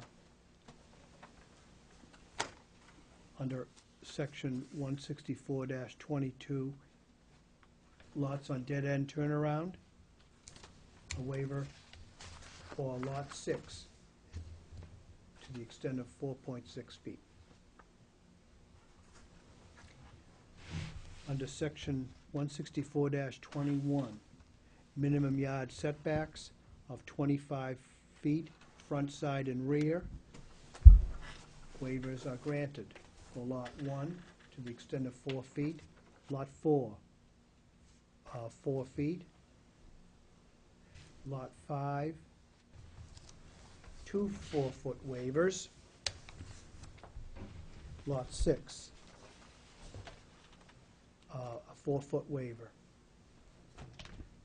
Under section 164-21, maximum lot shape number, no waivers necessary. That's right. 4, minimum road surface width, under section 192-10F2 of 18 feet, a 2-foot waiver is requested and granted.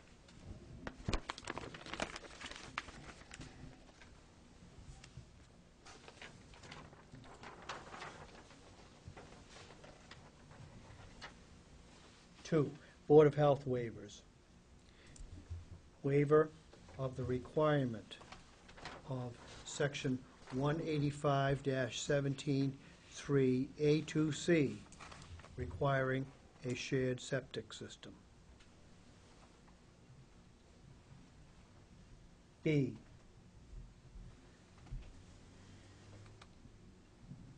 section 185, section 108, waiver from the requirement that the proposed system be designed to receive 440 gallons per day or less per 40,000 square feet of lot area or ratio thereof.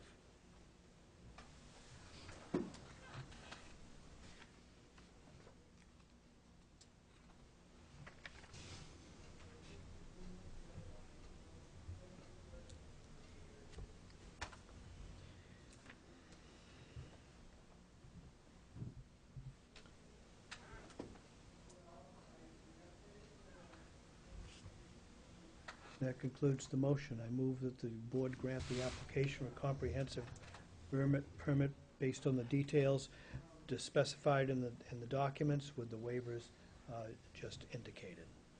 I'll second that. Did this.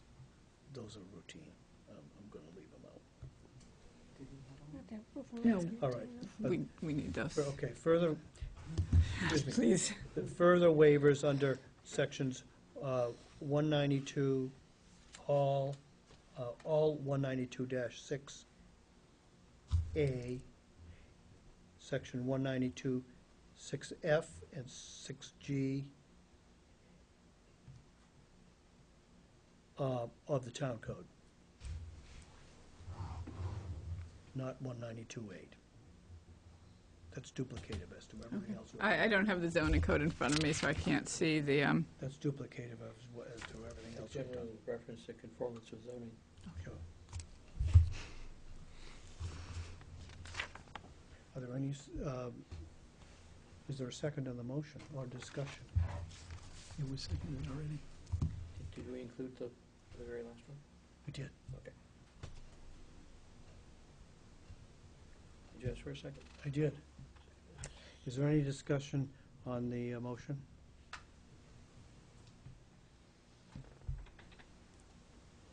Then I'll call for a vote. All those in favor? Aye. And opposed? The motion carries unanimously. Thank you all very much. Concludes the hearing.